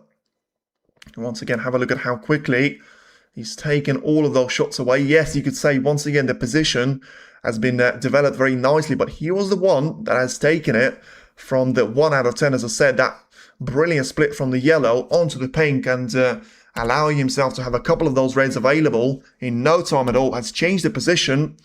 So you want to say, yeah, I agree with that, to be fair, but you felt like, and I certainly felt like, it wasn't really the form of Ronnie O'Sullivan that was going to be able to punish your opponents for the mistakes that they were making, but you certainly seem like he's done that really well in the frames number 5 and 6. You know, he's only made one mistake in the 2 of them, and of course he's now going to be looking, after the break of 100 points in the previous frame, in no time at all, he's now going to be lined up for a brilliant chance here to try and make it another total clearance with a century break, as he now puts himself to be lined up on 87 points here. So just carefully taking the green away into the right corner. So positioning himself now to be lined up for the brown again. And well, once again, this time around, it could be a break of up to 111, I should say. So it's still going to be very much a match there from what we've seen of Karen Wilson's point of view. And right now, a break of 98 here for Ronnie. So then, a shot for back-to-back centuries and the pink to really getting back into the match. And this is going to be a brilliant 5-frame shootout if we are going to see the decider. But for now, we are going to see at least a repeat of what happened exactly a year ago at the Shanghai Masters, where we did see the scoreline of 3 frames each, where Ronnie O'Sullivan was edging his nose ahead, but in the end, Wilson came on a really good run to win all the remaining 3 frames. Well, it's not going to happen now. At least it doesn't seem like it's going to happen now, because Ronnie O'Sullivan has managed to turn around a 3-1 deficit into a very much a game-on situation for him, as it's now in no time at all. It is Kyren Wilson 3, Ronnie O'Sullivan 3, and Ronnie wins this frame with a century break. Very confident break as well, and he now allows himself to be put in that equation of having a 5-frame shootout if this match is to go the distance, or it could still be one of the players taking full control of the position and looking to try and win 3 frames in a row. He certainly won't be the first time, and he certainly won't be the last time that anyone in the Shanghai Masters has done that. But so far, especially in the latest couple of frames, we have seen a great improvement of standard there, especially from Ronnie O'Sullivan's point of view. He's been very much clinical with those opportunities. What he scored for Trump is a good question, because I remember Hawkins was leading 3-2, and Trump has managed to make it back to 3 frames each. So it does seem like we are having a carbon copy of those 2 matches, and Trump has had a century break as well, the first one from his point of view in the season. Hawkins had 1 to his number as well, and both Wilson and O'Sullivan have made a century break too. But incredibly, from Ronnie O'Sullivan, he only has got 1 of the 2, I should say, of those breaks of 50 plus, and at the same time he's got 2 centuries. So every single time he's gone and been able to score 50 or more points, he was able to turn it into a 3-digit break there, which was super impressive, especially if you look at the position in that 6 frame that he had.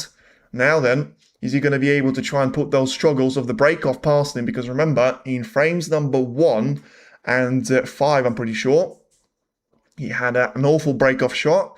On one of those occasions, he was punished to the extent that he didn't really have a chance to win the frame. And then, of course, in the 5th one, he has given opportunity away to Kyren Wilson, but Kyren wasn't able to take it, which, you have to say, probably has been the reason for this brilliant comeback from Ronnie O'Sullivan, even though it has been only 2 frames. But you still feel like this could be taken all the way if Ronnie just manages to keep up that momentum and get himself within that window of playing well, scoring highly, and not making a silly mistake. And that, of course, includes taking that break-off shot, which we're going to be watching very patiently and closely. And this time around, it does look better. The line for the black is going to be covered. And, well, he's got the cover on the reds on the right-hand side of the table, and I don't think Wilson is going to have any chance of going through the red on the left part of it. So I feel like it's probably about as good as he could have got there for Ronnie. The black is slightly covered up by the reds, but, it's only 2 reds that you have to put, and they are quite far away from the black. And then all of a sudden, you're going to have the most expensive of those colours to be available. Wilson's still getting a good run of the ball there as he gets the contact point of the brown for the cue ball to be exactly behind the yellow.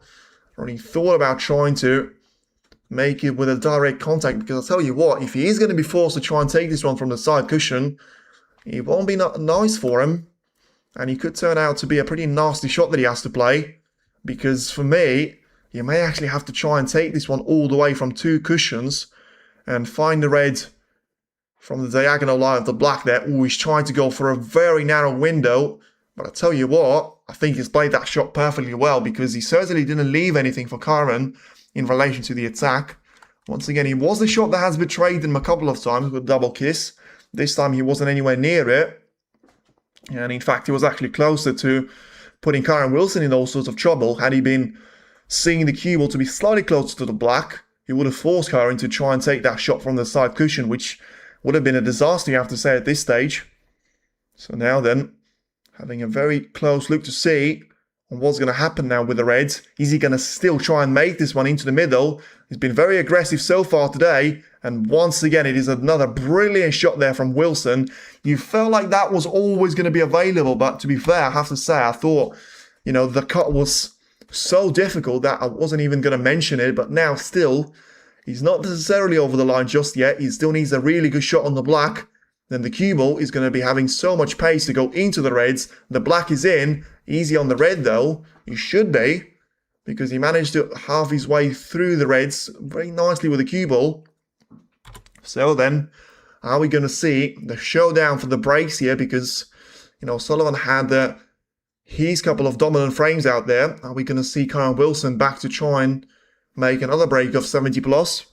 11 Chinese players to start, probably 2 at best in quarters. Yeah, but you have to put it down to the wild cards. You have to put it down to Zhang, Pang, C, all coming through as non-top 16 players. And, that's interesting. It's very interesting to see what happened there with Wilson. Let's have a look. Has he touched one of those reds? Oh, he has. That's good sportsmanship there from Wilson. And that's going to be turning the frame completely on its head. I'll tell you what, O'Sullivan clearly feels like he can go for this. I'll tell you what, he certainly was a lot more confident than I was, and probably than Kyron was as well. Look at how much pace there was on that shot there. But, well, now it's going to be 4 points as a foul to Ronnie O'Sullivan. And out of nowhere, that brilliant chance that Kyron created entirely for himself and through his own brilliance is now going to come begging. And Ronnie O'Sullivan now finds himself on the break of 6 points. 1 less red to deal with.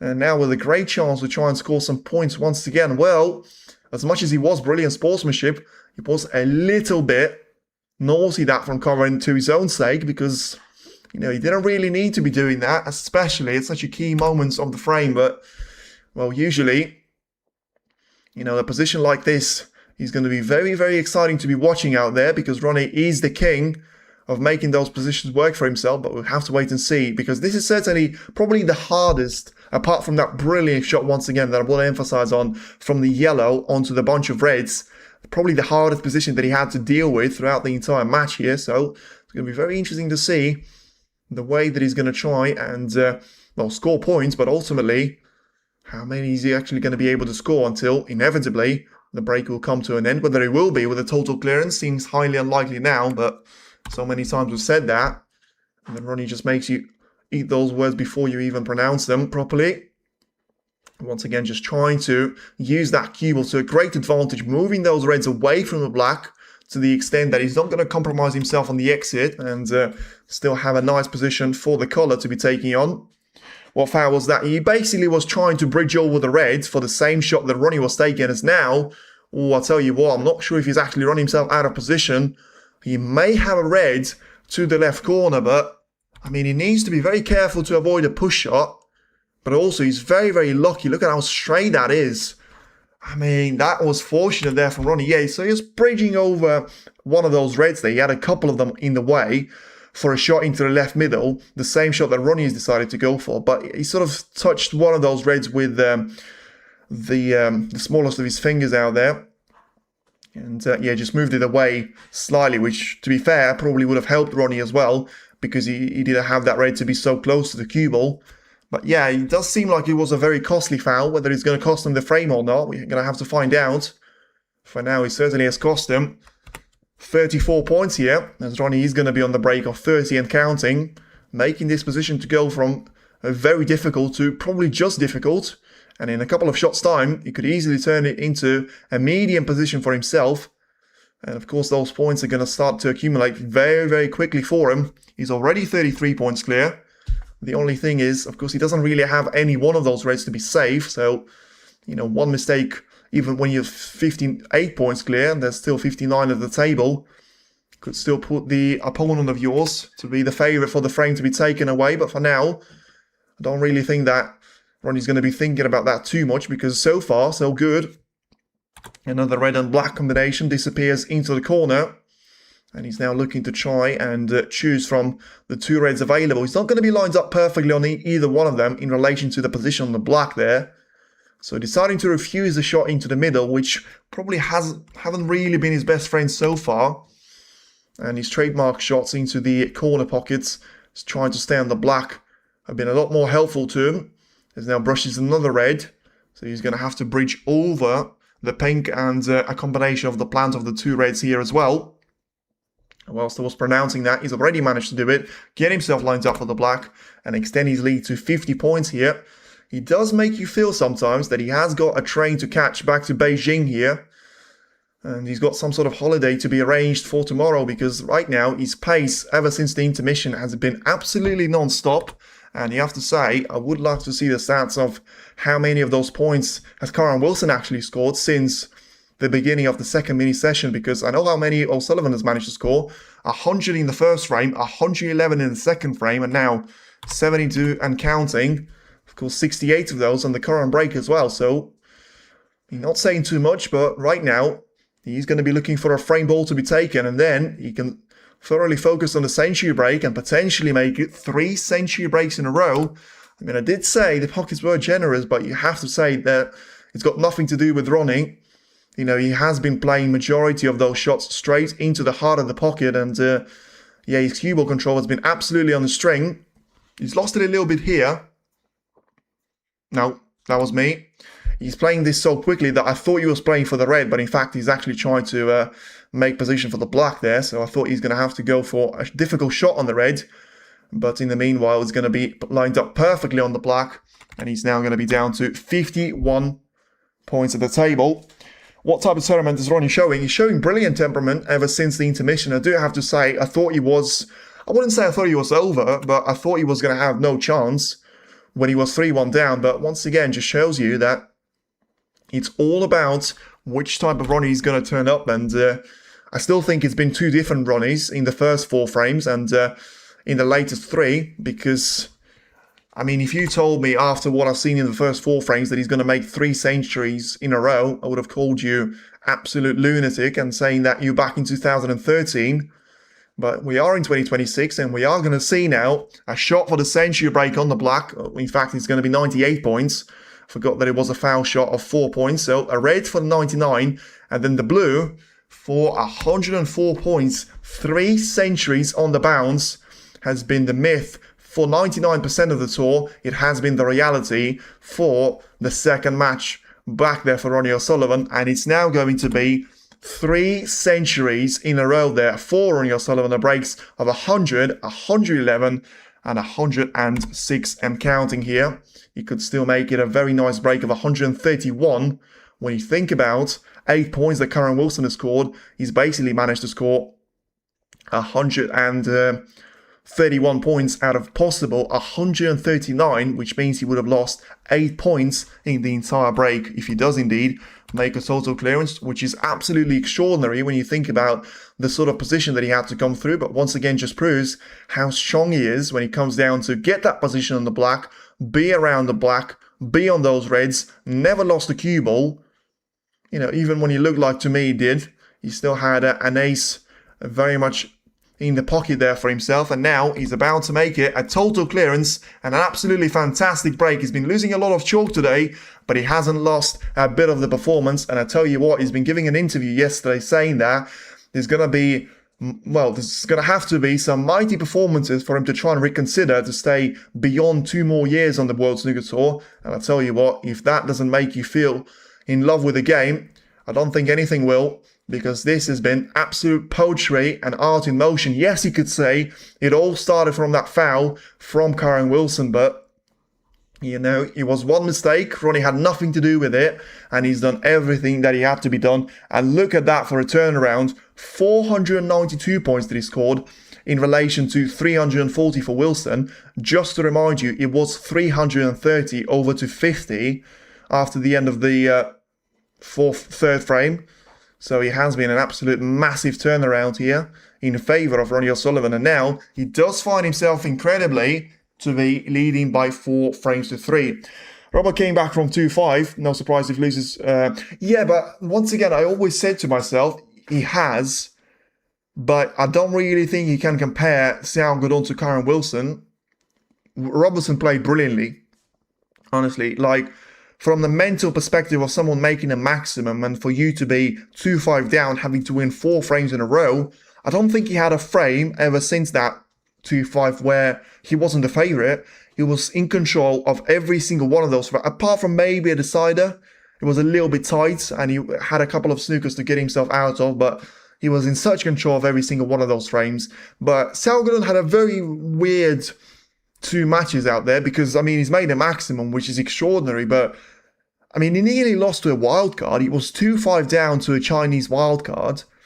he was one shot away from blowing it all because he nearly potted the cue ball when he was down to 3 balls, and he would have been just a blue for the match ball there for his opponent. But then, managed to come back, win 4 frames in a row, and then had the exact same thing happen to him when he was 2-5 up on Neil Robertson, but Robert was the one to win 4 frames in a row. So a bit of a weird campaign from Xiao Guodong, but of course he's now going to be another Chinese player that will be moving out of the Shanghai Masters to add up to the count of Zhang Anda, all the wildcards, and of course Pang Junsu unable to challenge Si Xiaowei out there. We are going to lose a couple of more Chinese players because Weezer is going to play against Si Xiaowei, so both of them can't get through to the what would be quarterfinals.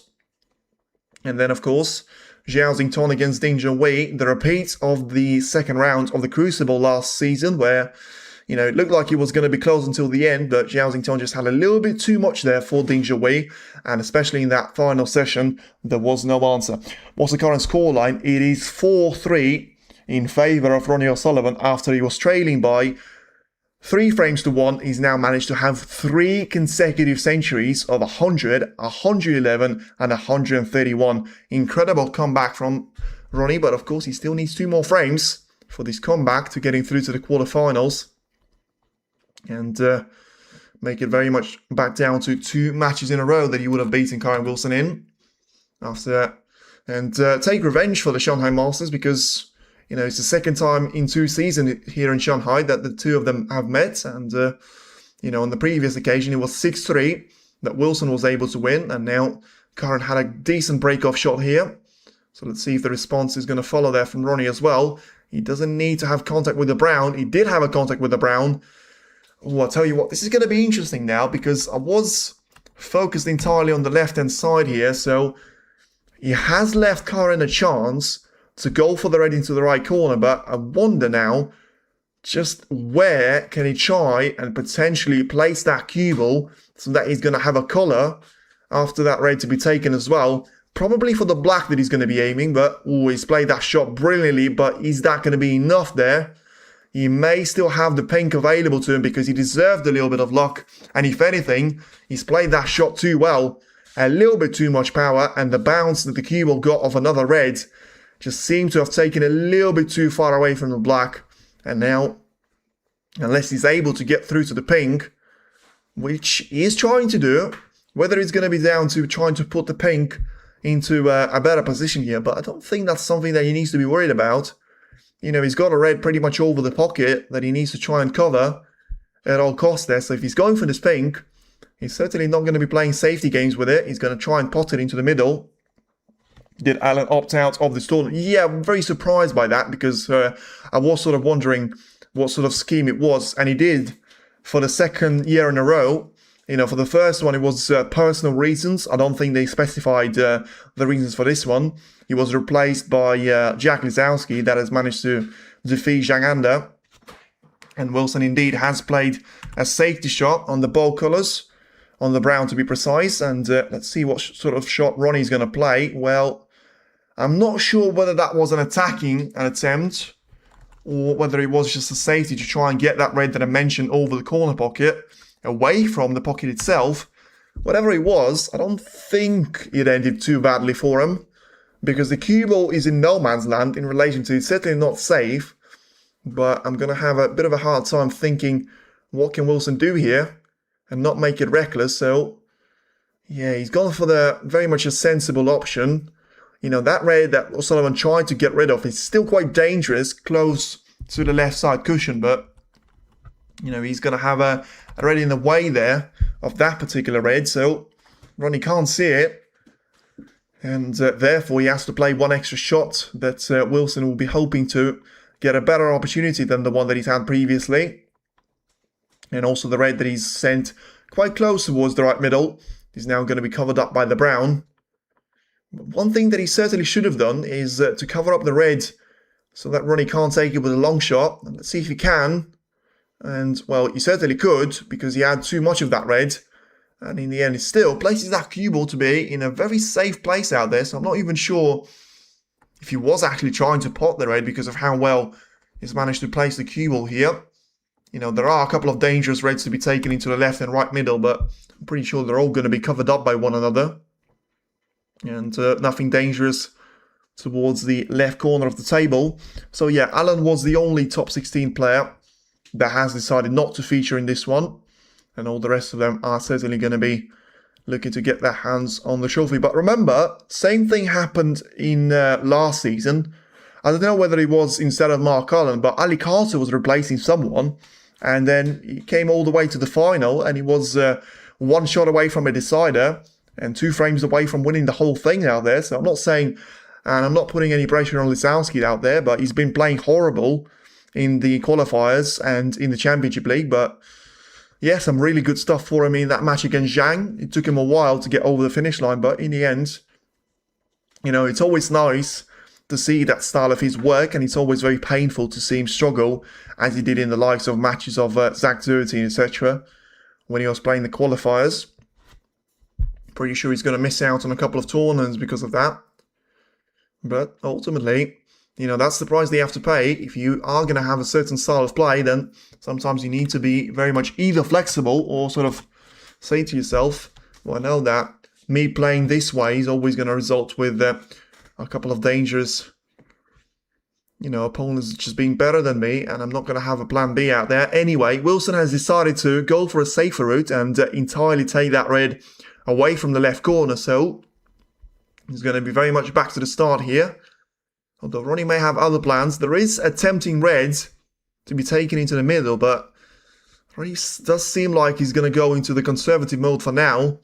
And as much as Wilson has been going for pretty much everything that has been available to him, including doubles and risky shots out there, O'Sullivan seems to have taken a very cautious approach so far, despite being 3-1 down at some stage. And yeah, of course, he got him 3 century breaks and got him back in the lead right now, as it stands. So now Wilson, he's the one that finds himself with the cue ball on the ball cushion, very tight in relation to the side cushion as well. So then his safety probably hasn't been his strongest part of the game in the recent couple of frames. And this shot does seem like he's got a little bit of extra pace, but the line, I tell you what, that could not have been any worse timing. Just as I say, his safety game has been struggling a little bit. In the last couple of frames, he just pulls off the best safety shot of the entire match there. Tucked in behind the yellow perfectly well. And now, Ronnie O'Sullivan does find himself in the world of trouble here. He's a favourite for the championship. I mean, it's an interesting one because I have left myself with 2 names. Zhao Xington and Judd Trump. I don't think either Wilson or O'Sullivan are going to do it. I don't think Weiss is going to do it because of him being in that new position of the World Championship, having all that pressure. And I've seen what happens with Zhao Xington, with Bruxelles to an extent, although he got very close in this particular tournament after winning that World Crown in 23. So I would say either Xington or Judd, but I think even though Hawkins is playing well, it will be very difficult for Judd to be the best player here in Shanghai if he's unable to, you know, get past Hawkins a lot more confidently than he has. But we'll have to wait and see what happens. I don't think he's got the hardest draw out there.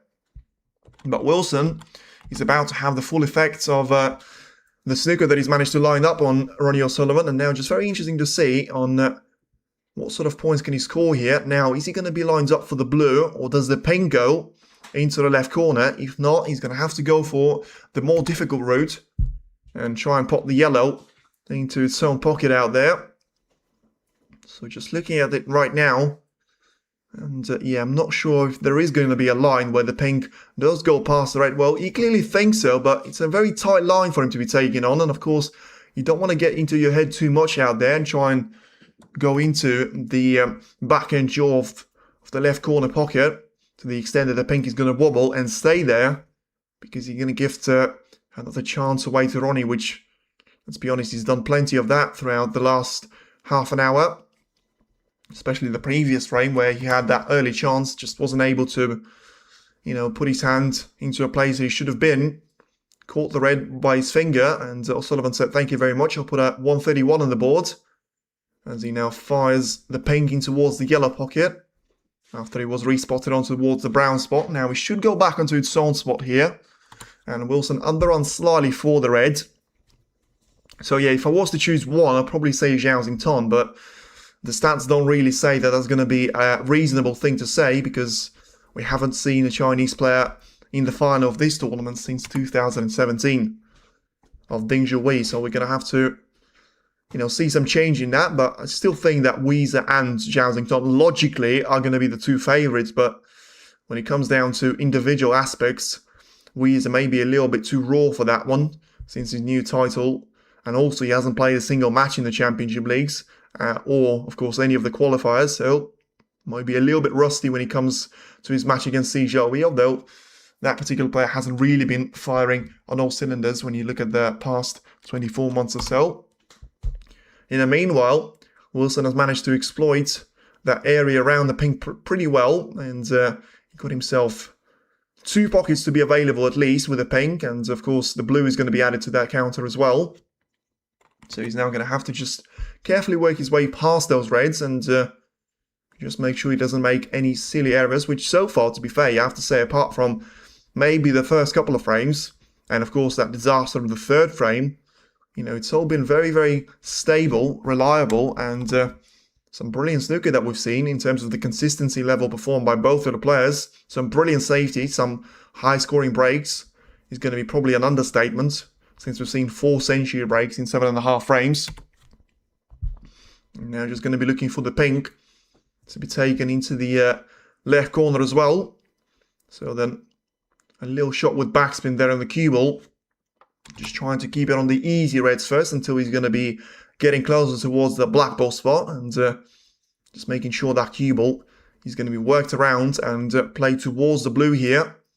And, last second decision that he will seem, he decided to try and play for the pink, which at this stage of the frame probably does help him out here, because if you stay on the pink, you do leave yourself with a variety of reds to go for, whereas if you go for the blue, I feel like you're always going to have to try and make sure you're going to be on the top side of it. Otherwise, you do put yourself out of position, and that has played a bit of a negative sort of role there with Kyren Wilson in relation to the way that the couple of previous frames have gone quite badly for him when he wasn't nailing the positional play of either one of those shots. But it's certainly something that can't be said about this particular break, as he's about to make it another break of 50 plus out there for himself. Or he managed to get out of, being stuck in the 20s for his average break, up to 59.5. But still, it's going to be no match for Kyren Wilson consistency throughout the 7.5 frames here.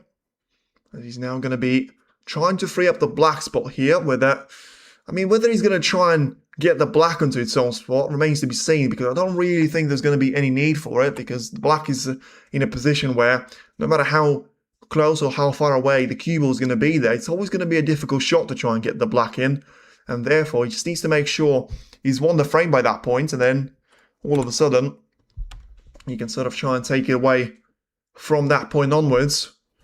So then Wilson 56 points clear. Of course, the fact that he has been using the pink throughout pretty much every single one of those shots, apart from using the blue a couple of times and going for the bulk on a few of the other occasions. It's now going to help him out in relation to getting over the line quicker. About to pot the ping now, carefully taking that cue ball through the left side cushion, and now lines up for the frame ball. So once again, ever since that third frame disaster for both of the players realistically, but a little bit less so for Ronnie when he was able to get himself on the board, we have seen every single one of the frames where it was all down to one frame visit to the table. Yes, Ronnie, you could say in that 5th frame, he did have an early chance of 23 points, but still, I feel like when you make a century break, you should very much put it down to that equation as well. Wilson now, another break of 70 plus.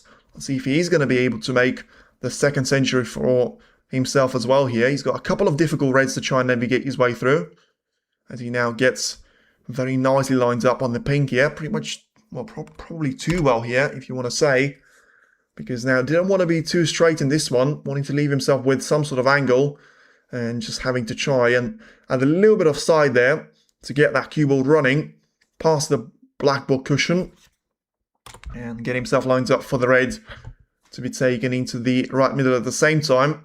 Playing that shot with a little bit of topspin and still making sure that he's going to try and keep his century chances alive here. making it the break of 78 points, but now down to the most difficult two reds. And clearly trying to take that pink spot on purpose, so that the pink is going to go on towards the black ball spot, and whether that's going to be down for after he's trying to pot the last red. And there's your answer. He was trying to play for the blue. Now then, 2 cushion escape, and the cue ball should be planted right in behind that red onto the left side cushion. He's trying to take all the pace away, judge the pace of the blue perfectly, just about dropping that colour in. Clearly going to try, and well, I say clearly, I mean, he could still try and play this shot with plenty of backspin, and he has tried that. So then, same as it was in the frame number 4, it will be another break of 90 plus, but it won't be another break of 100 points out there, as Karen Wilson does end it with 89 points to be precise as his break, and it will be down to a 3-frame shootout, as it's now been an absolute rain of high-value breaks there. Ronnie O'Sullivan has came back from the intermission and has fired in 3 century breaks, one after another. Karen Wilson at last was able to respond with a brilliant break of his in a very challenging position there, you have to say, when that break was started. And he had his own break of 89 points. So then, 3 breaks of 50 plus for both of the players. Of course, Ronnie has managed to convert those breaks of 50 plus into centuries every single time there. Wilson was successful in this particular task only in one of those occasions, but still, total points, O'Sullivan is in the lead with those 3 centuries, letting Wilson know about it, but now the gap has been cut down to only 55 points. But you can see there, purely on the average, it does seem like there's barely anything to separate the players. Top breaks 49, 89, 91 and 107. And when it comes to Ronnie O'Sullivan, 48, 100, 111 and 131 there, which still leaves Wilson with a higher average break, and 67.5 is very healthy when it comes down to, of course, it doesn't count when you just have a loose red and you don't get on the color, but still, when it comes down to getting those opportunities and getting the maximum out of them, you have to give the edge to Wilson. It has been slightly more clinical, but of course, that's going to be taking into account the first 3 frames. And when it comes down to the second mini session, he hasn't quite been as clinical and has made a couple of costly errors, but the previous frame was absolutely spot on for him. And now we get down to potentially the last 2 frames, if one of the players is going to be able to win both of them, or it could also be down to the 3 more frames for us to see. And then the winner of the 2 of them will progress towards the quarterfinals and will play against Mark Williams. The question is, of course, are we going to see a decider just like it was in Saudi 11 months ago? Or is it going to be down to one of them to have a bit of fuel left in the tank to get away from the opponent? And another thing that is going to be boosting morale slightly of Karen Wilson is, of course, the fact that it is going to be back to Ronnie O'Sullivan's break-off, although, of course, the last 2 times that he was breaking off, he's managed to, well, I mean, the first time he's left a chance, but he's won that frame anyway, and the last time he was breaking off, he didn't leave a chance, and he was able to execute that frame in a very dominant fashion here. Now then, frame number 9 will start. And Ronnie O'Sullivan is going to be the player to start it off and get it underway. Once again, leaving that red very much as a bait for Karen Wilson. But this time around, it's not quite as good as it was last time, because he got the green to be in between the cue ball and the red on the previous occasion. Now, the cue ball has got a lot of freedom to try and get through to that red. The only slight issue is, well, depends if it's slight or massive, is that Wilson can't really go for the black shot here. Can't go for the pink, so he's going to have to try and make that cue ball go around the reds and the black. He's done that well. Let's see where the cue ball is going to slow down, though, because it does seem like it's going to be a little bit pacey. And, well, it's going to be right in that window where I'm not sure Wilson is going to be happy enough with that position to go for the green. It's a brilliant shot there on the red in relation to how well he's cued that one, but just about above the bulk line here.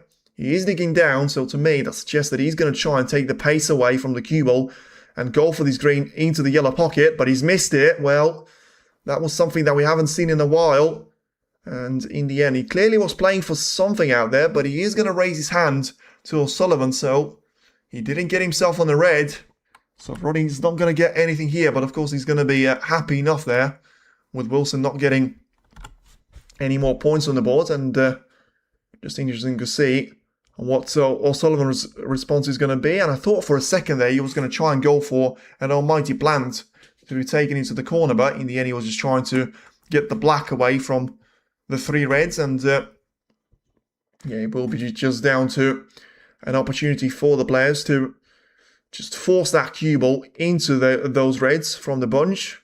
Let's see if Ronnie's going to try and change their tactics now. He has. He needed to make sure he got past the blue, and he has done that too. Now he needs a little bit of a backup from the yellow. I'm not sure he got it, because Wilson straight away looking very, very cautiously and looking very interested in relation to that red on the right part of the table. So whether it's the one closer to the right side cushion, which of course would be a lot harder of a shot for him to execute, but he's still a chance, and he was the more difficult one. Now is he going to fluke it? Well, it was nearly all happening out there. He nearly fluked the red, he nearly fluked the cue ball, but in the end both of them are going to stay out away from the left middle. But the bottom line is, it's still a chance there for Ronnie, although it's not quite as simple as it could have been.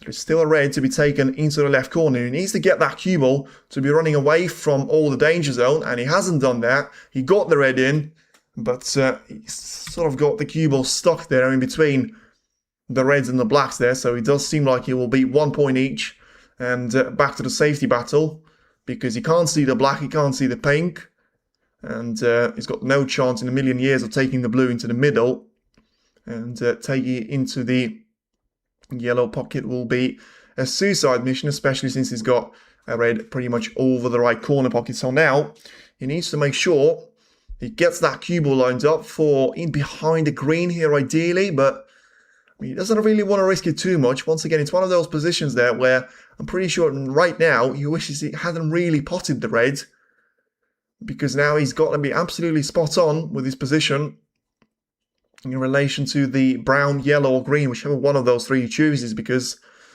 as I say, just because Wilson has missed a couple of long-range shots previously doesn't mean that he's going to keep on doing that. And the one that I'm talking about over the right corner is going to be very much in there with a great chance. As you can see, the top of the pyramid there of the boards of the Shanghai Masters does feature the top 5 players in the world, arguably. Wilson, O'Sullivan, Weezer, Judd Trump, and of course Zhao Xington as well. All of them are in a mix, but of course we're going to lose at least one of them from the bunch. Whether it's going to be Ronnie or Wilson, you'll have to wait and see. But probably the longest shot that we've seen Ronnie O'Sullivan to take in the entire match there. Pretty sure he's going to be well beyond a minute. But it just tells you of how much of a problem he does experience, because there is simply no way that he's got no place on the table where he's going to guarantee himself where the red by the right corner is not going to be visible to Kyren Wilson, but he's going to have to try and make a decision here. And I feel like at some stage, if he doesn't feel like there is going to be anywhere on the table which is safe, he's going to have to go for the yellow into its own pocket, because if he feels like the risk is not worth it, he may as well go for an attempt to try and pot the yellow. So he's gone for a defensive shot, and well, that's why I said he should have gone for the yellow. I don't really understand what was that all about. I mean, he thought about it for 3 minutes, but I can see it from this angle that Wilson is going to be able to get through to that easy red, and therefore, I don't really understand what was that all about. I mean, he has made it a little bit thin, so the cue ball is going to be going into nowhere, but it's not quite as thin as it could have been. Because if you're going to just forget about the safety on the red and just make it as thin of a cut as you possibly can, then you should have dragged it all the way towards the green pocket. And it's basically right now, right on top of the green spot right now. Oh, I'll tell you what. I mean, maybe after all that, he had something in his mind, but Wilson does seem like he's going to get away with this one, unless the cue ball is going to drop. Well, I mean, Wilson, whatever you say about him, he has been getting a massive run of the ball. And at the end of the day, it does seem like that decision from Ronnie to try and play it, well, safe, but leave it very thin, has worked out there, because Wilson couldn't even hit the right red. But of course, O'Sullivan wasn't fortunate enough to get a chance himself. So then back to a 50-50 it goes. And 1 point each there in the 9th frame. To see which one of the players will be able to progress to the quarterfinals. Once again, not for the first time. We're only going to see one of them to be making it past into the last 4 it was last season, but of course this time around it will be last 8. Once again, a decent shot there from Wilson. I think he's done a really good job of trying to cover up the entirety of the left part of the table. And now Ronnie's going to be looking for the red to be taken. Very carefully across the left-hand side of it. He's played that well, as long as the cue ball doesn't have too much of a contact with the brown, which he has, but I still feel like the line was good enough so that even though he's left the left-hand side of the table wide open, I think because he was dragging the cue ball into the left side cushion, he was always going to be just having those reds in the way of each other, and therefore it's not going to be an attacking opportunity there for Wilson. And unless he wants to go super aggressive, which he won't, and leave you all down to luck on the collar positioning, it will be just a safety shot. And he's decided to try and play it through 2 cushions, and it'll be another. Well, I was going to say another 4 foul points that he was going to give away, but in the end, the cue ball just about had enough power to reach the side part of those reds. And it'll be interesting to see if Ronnie has got touching ball. The fact that he's going for the rest clearly indicates that the referee has called for it. And Ronnie is just going to have a chance to play that cue ball away. Very much towards the yellow pocket, I would say once again. You know, he's got no chance of putting the cue ball here in relation to the brown covering pretty much the entirety of that pocket. Or, of course, now he's thinking about potentially looking to try and send that cue ball towards the green pocket here. As once again, as I say, we've got the absolute carbon copy there with Watchalong and Barry Hawkins having the same scoreline of 4 frames each, but it's Trump now that has got the upper hand, and he's now looking to try and make it very much back down to him being in the lead of 5 frames to 4. So then, O'Sullivan, after careful considerations, does seem like he's going to be heading that cue ball for the yellow pocket. How close is he going to be towards the brown? The answer is very close. And he's probably managed to prevent Wilson from going anywhere near the right-hand side of the table because of how nasty it is going to be for him to try and bridge over the brown here. There is still plenty of reds on the left-hand side of the table, but I mean, it's fine to hit them. It's a lot more difficult to try and put the cue ball safe after you've hit them here. So Wilson is trying to go in between the right-hand side and the left-hand side and just try and go for the red in the middle. The same red that O'Sullivan played into and got the black closer to its own cushion. So then still, very interesting to see if he's going to try and just bounce this red. Ooh, I mean, that was not the way that he was intending to play that shot. And now it depends if he has left Ronnie with one of those reds to be taken into the middle. Remember, the yellow pocket is covered up by the brown. But of course, it could be another advantage for Ronnie there because he doesn't really have to worry about the position of the colours too much. Well, this is a massive shot here. This could well be one of those frames where this is a shot for the frame, and it's a shot brilliantly taken there. Not quite brilliant on the position there for the pink, but he'll certainly take that after all the nerves and the risk that he was taking into that shot into the middle. You know, the reason why I say it's not a perfect position on the pink is that because the natural angle is going to leave that cue ball to be heading away into the top edge of the table here, which right now, since he's managed to get one of those reds to be cannoned into the cue ball, he's going to be met with at least one of those reds to be taken with no issues. So just has to concentrate on bringing the pink into the pocket, and he hasn't done that. He'll be absolutely fuming with himself, and in the end, he could not have gotten a better position on the red. So, well, it felt like he was one of those frames where he was going to be all down to that first red to be taken, but he wasn't on this occasion. And now Wilson is going to step back to the table and have his own opportunity here, where he's got the red with the perfect positioning here. He's got the pink to be over the pocket now, if he gets anywhere near it. And yeah, it's going to be, it was always going to be interesting to see the way that Ronnie approaches his position, but the same way from Kyron, it's now 2 points each, 115 points at the table, which means 11 reds, and probably only around 5 or 6 of them are going to be in a perfect position. Although it's still going to be a great chance for him to try and score some big points here, and in the end, when he comes down to the 10th frame, any points that you can score, and any time that you can keep your opponent sat in his seat especially when he's managed to have a sequence in a frame where he had 3 centuries to be made back to back, one after another.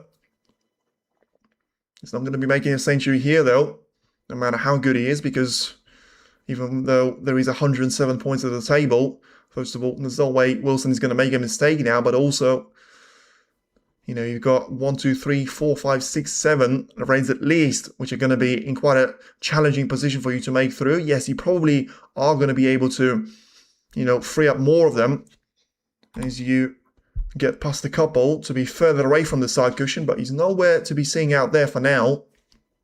For now, he's going to have to focus on bringing the pink and the black into the open play, trying to put them back onto their own spots, and he's done that quite well with the pink. Now about to do the same thing with the black here. Just needs to be mindful of those jaws, even though the shot looks like it's, pretty much as simple as it's going to get for you, but still have to be very mindful of everything that you do on a snooker table. And he's done that quite well, still trying to get in the mix of those reds and give himself opportunities here in relation to just what kind of reds is he going to be able to pot here. So they're going to have the extension on the rest and just carefully dragging that cube towards the black now. This is where the position on the colours and especially the reds is going to be everything here, because, if you get yourself out of position on the colour, you have got a bit of a selection of reds here, but in relation to the colours, you only have got 2, which are going to get you the result that you want. There is always going to be the brown, but it's going to be so far away from those reds that you could always say that it's going to be helping you out in trying to get 4 points on the board, but you won't really be able to get a lot further than that unless you're going to be super close towards the brown with the exact angle that you would have been playing for. So once again, just the fact that he had to bridge over a couple of those reds forces him to not have the ability to get that cue ball lines up in behind of the red once again. So still a shot into the middle. Seen a couple of those missed by Ronnie. Probably wouldn't say we have seen any of those mistakes to be made by Kyron, but as we do approach the final stage of the match, there could be pressure, there could be a little bit of fatigue, but there also could be a little bit of a concentration on the reds in their position at the left-hand side of the table here, as he powers the pink after that red into the right middle respectively. So then 36 points of a lead, which probably would force Ronnie to have an almighty clearance already, even at this stage, if Kyron was to make a mistake right now. And ultimately Ronnie would need the remaining 7 of those reds, of which there's probably going to be 5, which you're going to struggle to try and pot out there, but it's going to be a similar position here for Kyron because he's still not even close to being over the line, and he needs to be very careful in relation to not losing that cue ball in between those reds, and he's done that well in relation to, he's got that cue ball away from the reds, he's still got a really good position on the colour, and he's actually managed to have a red over the left corner right now. So then the cue ball to be accelerated away from the pink, played from the black ball cushion. Just make sure you don't overcut that one and you get the cue ball exactly as you intended to, which he has done. So then 43 points is the lead, still 75 at the table. It will be 67 in a couple of moments' time as you take this red away. But now, unless those 2 reds that he sort of formed a plant of into the corner are going to be a perfect plant, he's either going to have to try and drag the cue ball in behind of them, which will probably win him the frame the first time he does it, because then you would make the second red to be a very easy target for him. But whether it was a bit of a misjudgment or he wasn't playing for that anyway, he's trying to go for a shot on the rest there. So it'll be interesting to see. He's looking at the plant again, just to make sure that he's not fooling himself, and he actually goes for the best possible option there to try and win the frame. But yeah, the next red in the black combination will get him 59 points clear, with 59 at the table. So that would be very much framed down to him. And once again, as we've seen in the frame number 7, where it was Kyron Wilson's mistake out of nowhere with that foul that he's committed, that allowed Ronnie O'Sullivan to make a century break in the most difficult of the positions that he would see. But now it's about to be roles reversed there, because even if Wilson does just get the black in and he's not going to be able to get himself on the reds, which I still feel like he would, because he's going to be very straight on the black, which is great news for him. He just needs to try and drag, well, he's not entirely straight, so he may have to just try and drag the cue ball in towards those reds and play the plant, even if it's not going to be heading perfectly into the pocket. But now then, it's 59 points clear, 59 on the table, and this red will leave Ronnie O'Sullivan to be in 2 snookers, and indeed that was the only mistake that Ronnie O'Sullivan needed to make for Karen Wilson to punish him here. And now Wilson is going to be just 1 frame away from, well, turning it around a little bit. You know, when you have someone as good as Ronnie, 5-time winner here in Shanghai, to be knocking in centuries for fun, when you've got yourself to be sat in your chair throughout the entirety of the second mini session out there, and now you have got 2 brilliant breaks of 90 points and now 70 as he gets another red in. There won't be a chance for Ronnie to come back to the table until frame number 10, and he's going to be hoping that there's going to be frame number 11, because otherwise he's not going to be making it to the second round here. I'm meeting Mark Williams for the first time since 2 seasons ago. Haven't met last season at all. And of course, Higgins and O'Sullivan, the other class of 92, have met against each other at the Crucible, as Wilson now still trying to get that break to keep going. Probably running himself out of position now though. 76 points on the break. You can always go for that brown, which has been there for throughout the entirety of the frame, but as I always said, it'll be, especially at this stage, pretty much impossible to get onto that red, so he's clearly committed to try and go for a double, but I'm not even sure that he's going to be able to see that red for a double. But once again, another great ability to execute the maximum out of that position, and the fact that he scored 79 points out of this position here, and he's trying to go for a trick shot after not seeing the red. He wasn't too far away, but in the end, it is a break of 79 points, which allows Karen Wilson to be very much in the lead once again for the first time since frame number 5, and he does find himself in a position of having to win just 1 of the remaining 2 frames, and he will be going through towards the quarter-final stage and playing Mark Williams in there as well. Once again, you have to say, this was a shot there where I thought Ronnie has put himself in the window, but yeah, that after that good red, he's missed the pink, he's put it over the corner pocket, and Wilson didn't allow him back to the table until, you know, inevitably he's going to have to break off for the 10th frame. It'll be very interesting to see how Hawkins and Trump have seen their match to develop, because Trump was on the verge of winning that 9th frame, and once again, both Trump and Wilson have a 5-4 lead against Ronnie O'Sullivan and Barry Hawkins. But of course, Trump does find himself into a lot more comfortable position in terms of him being a very firm favourite, and with Wilson, you still feel like there is going to be opportunities for Ronnie O'Sullivan to try and take this one away from Karen Wilson, if he is, of course, is to get amongst those reds into the 10th frame, and then all of a sudden you're down to a decider, and it's going to be a bit of a lottery at that stage of a match.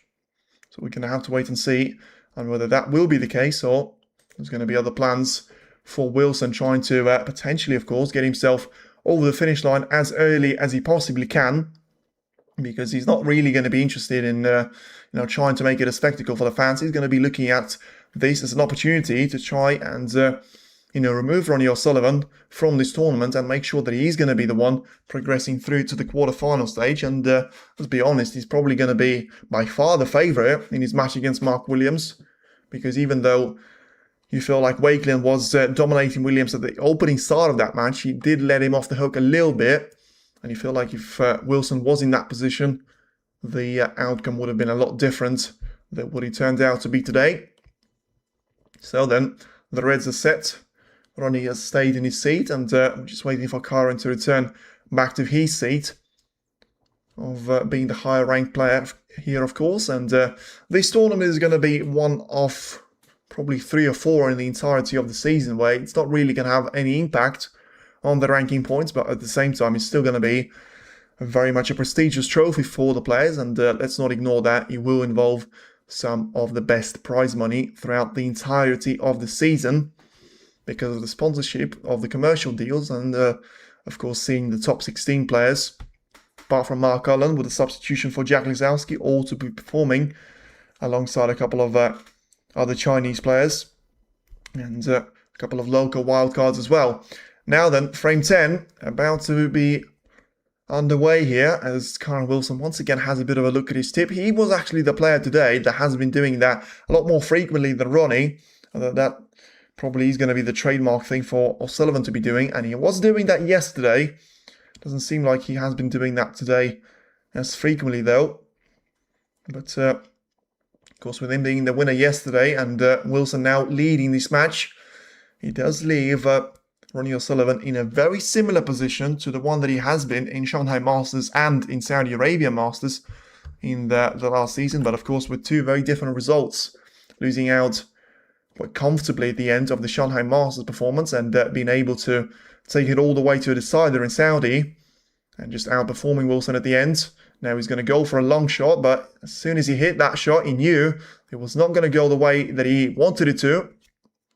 And now very interesting, you can see the snap of the cue there. He felt he didn't hit through the cue ball as well as he should have, and but depending on what he's left there to Kyren, it could always be the last shot that he's played in the entire match here.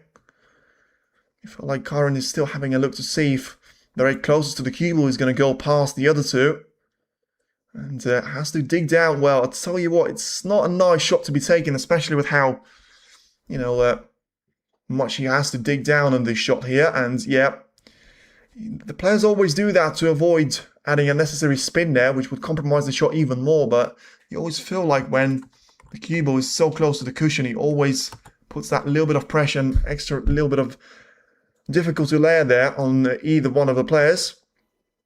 So now let's see if O'Sullivan is able to go through and pot a red past the green. He wasn't, so he just attempted to go for a safety shot. And of course, it was the last time he was going to break off. He decided it will be very much the turn for Kyren. That was the break for Kyren Wilson. And even if Ronnie does get himself through to the side, he's still going to have to try and manage that first shot there, which probably has been one of his biggest difficulties so far. And even when you think about those 3 centuries that he's made, when you break them down, you're probably going to realize that neither of those shots came through a long shot. I'm pretty sure every single time there, it was either a mistake from Kyren as he was with a foul, and he's just basically left him in a position with a red with a 3rd century, or it was one or the other mistake there from Wilson, just not taking the chance presented to him. And yeah, of course, from the second time of asking, O'Sullivan was able to make it the 3-digit break. But it does seem like he hasn't really learned the lesson from the previous shot, and he's going to go for another long-range shot. Same outcome. Let's see if he's going to have anything available for Wilson. Oh, I'll tell you what, he will be touch and go again, because he's left the cue ball perfectly, by the way, for the blue, but he was quite far away from making that red into the corner. He did wobble a little bit, but realistically, he was probably never going to end up in the pocket with that sort of power.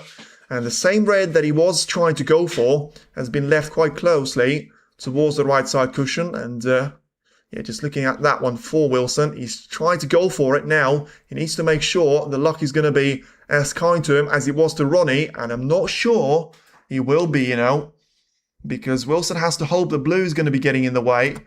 And I feel like there might be enough room for Ronnie to try and get past the blue here. So let's see if he is going to get another chance here. He has been dry a little bit throughout the last couple of frames. I can only remember him scoring 2 points out there. One of that good red into the middle that was followed by a very dodgy pink that he wasn't able to make into the corner. Now, it's got a difficult black to be taken on. He's taken the power away from it, but he's still got the result that he wanted. Didn't get the cue ball into a position that he wanted, but he's still on the red. And even though he's going to have to bridge over 5 or 6 reds, as long as the red reaches the pocket, which he won't. Wow. I mean, it looked like he was going to be marching towards that shot. And even I thought I was being a little bit dramatic and that red was always going to reach it. But he bounced a little bit too much. And you can see, yeah, he faded away onto the sides of the pocket. And he still was very much in the pocket. But because he faded into the jaw, he took the pace away. And O'Sullivan couldn't afford to take the pace away. And in the end, the red stayed over the pocket. So then, he changes the picture here. He doesn't change it to the extent that you feel like right now O'Sullivan could have played his last shot. It could still be the case with how clinical Wilson has been so far, but he doesn't really have too many options here in relation to winning the frame without disturbing the bunch. And the way that something like 10 reds below the paint spot are positioned, it's not going to be the easiest thing in the world. And don't know whether that was intentional, but he worked out a treat there for Wilson, getting a double kiss of one of those 3 reds. And he's now going to be positioned for both of them into the left and the right corner here. So just trying to carefully take the one closer towards the corner pocket. So now, of course, what he does do is put his fate entirely into his own hands there for Wilson. And once again, it was just that unforced error, maybe trying to get himself into that rhythm, which he has seen himself to be in for the last 3 or 4 frames, that seemed to have sort of dropped out a little bit off, allowed Wilson to win those 2 frames, and now be very much the one in control of this match. And in control of this frame as well, we would seem, because, you know, he's going to have another difficult shot on the red. I'm pretty sure it's going to be the last one of those that he takes. And then we are going to get through to the loose couple out there. And wobbles the red into the right corner.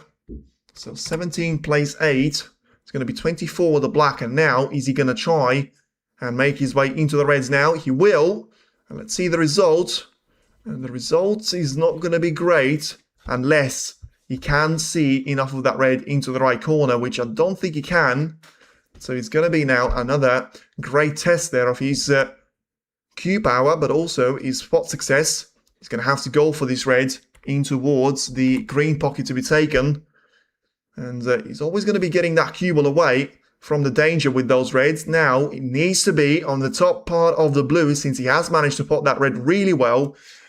He probably hasn't managed to get enough of those open reds to be available to him, but at the same time, he'll be down to the blue now, about to disappear into the right middle, and just looking to try and take the red away into the left corner. He probably will have 2 or 3 more reds available to him, but once again, I feel like he's probably going to be a little bit short in relation to trying to get himself through to a chance without actually having to go into the pack once again, which I actually feel like he may be doing now, although he has got the angle to just run the cue ball through the reds and without touching them.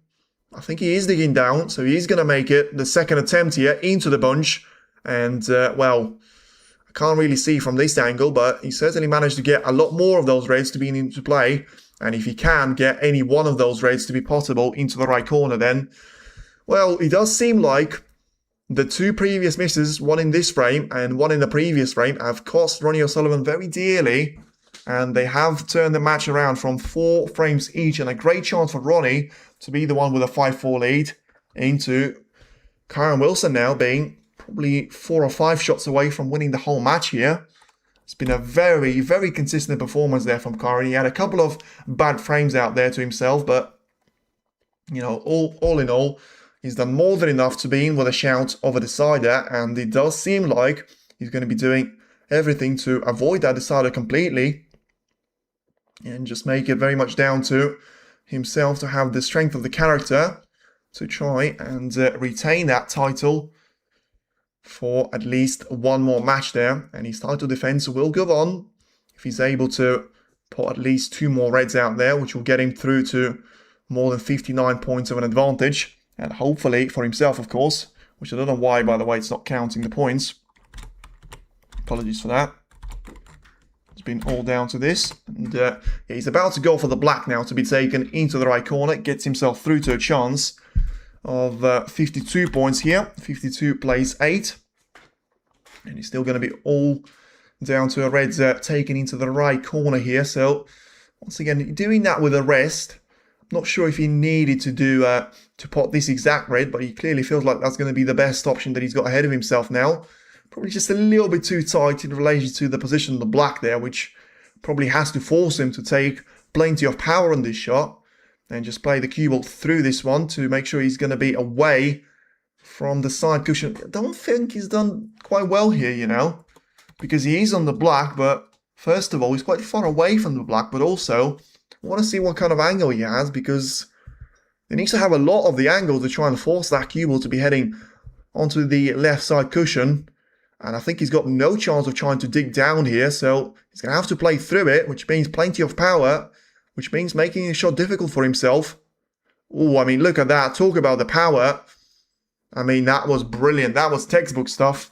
The cue ball was jumping around, but look at how clean he managed to strike that black into the heart of the pocket. And now, 52 points clear. He will be all over for Ronnie the next time that Karen is able to have another red and black combination. If you exclude the red that he's just spotted into the left middle. So now 53 points clear. The next time he pots the red, he'll leave 59 points down, which at that stage is going to be less than the gap that he's going to create. And you have to say, O'Sullivan has played his part in this match, but ultimately it's probably the right result. Wilson, you know, O'Sullivan had moments, and he had a really good moment of that break of 131.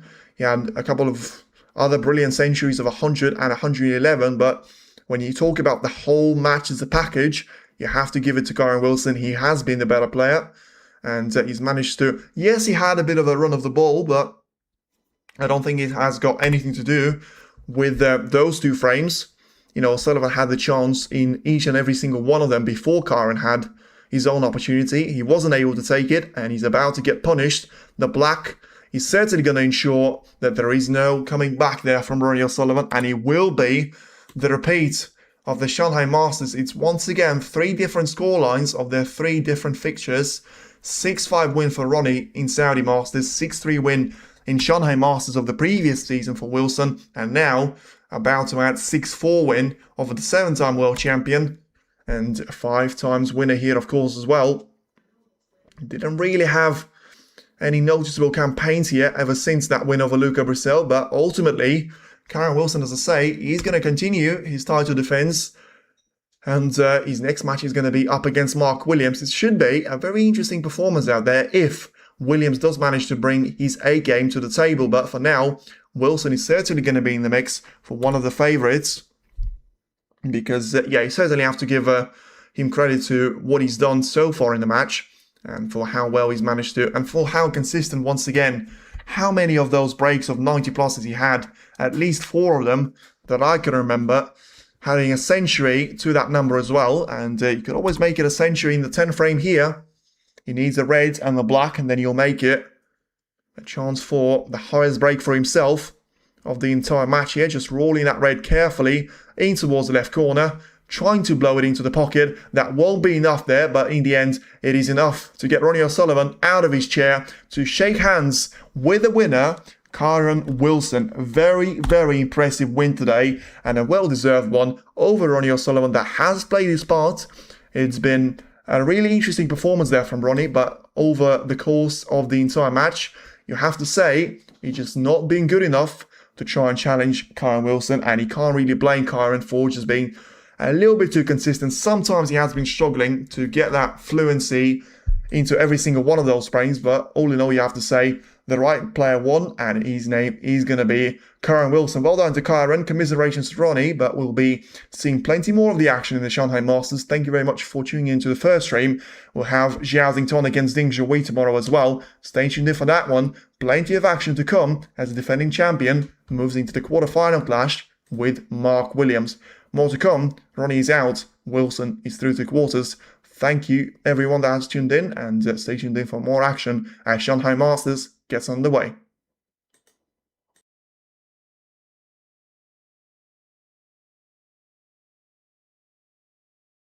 I'm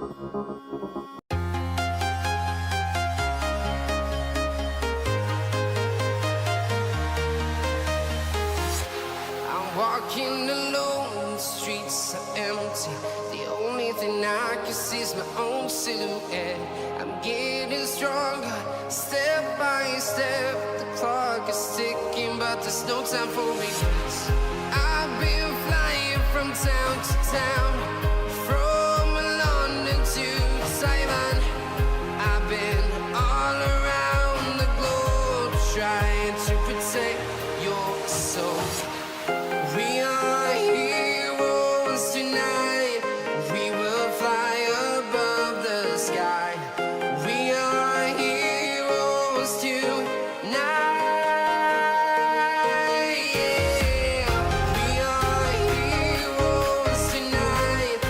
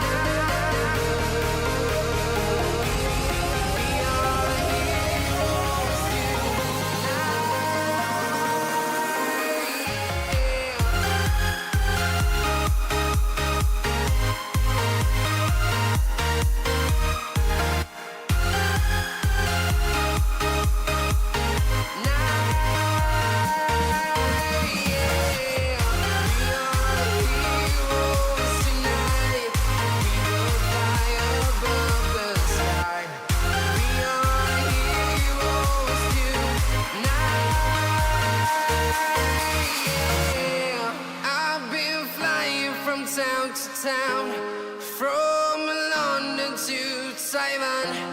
I've been all around the globe trying to protect your soul.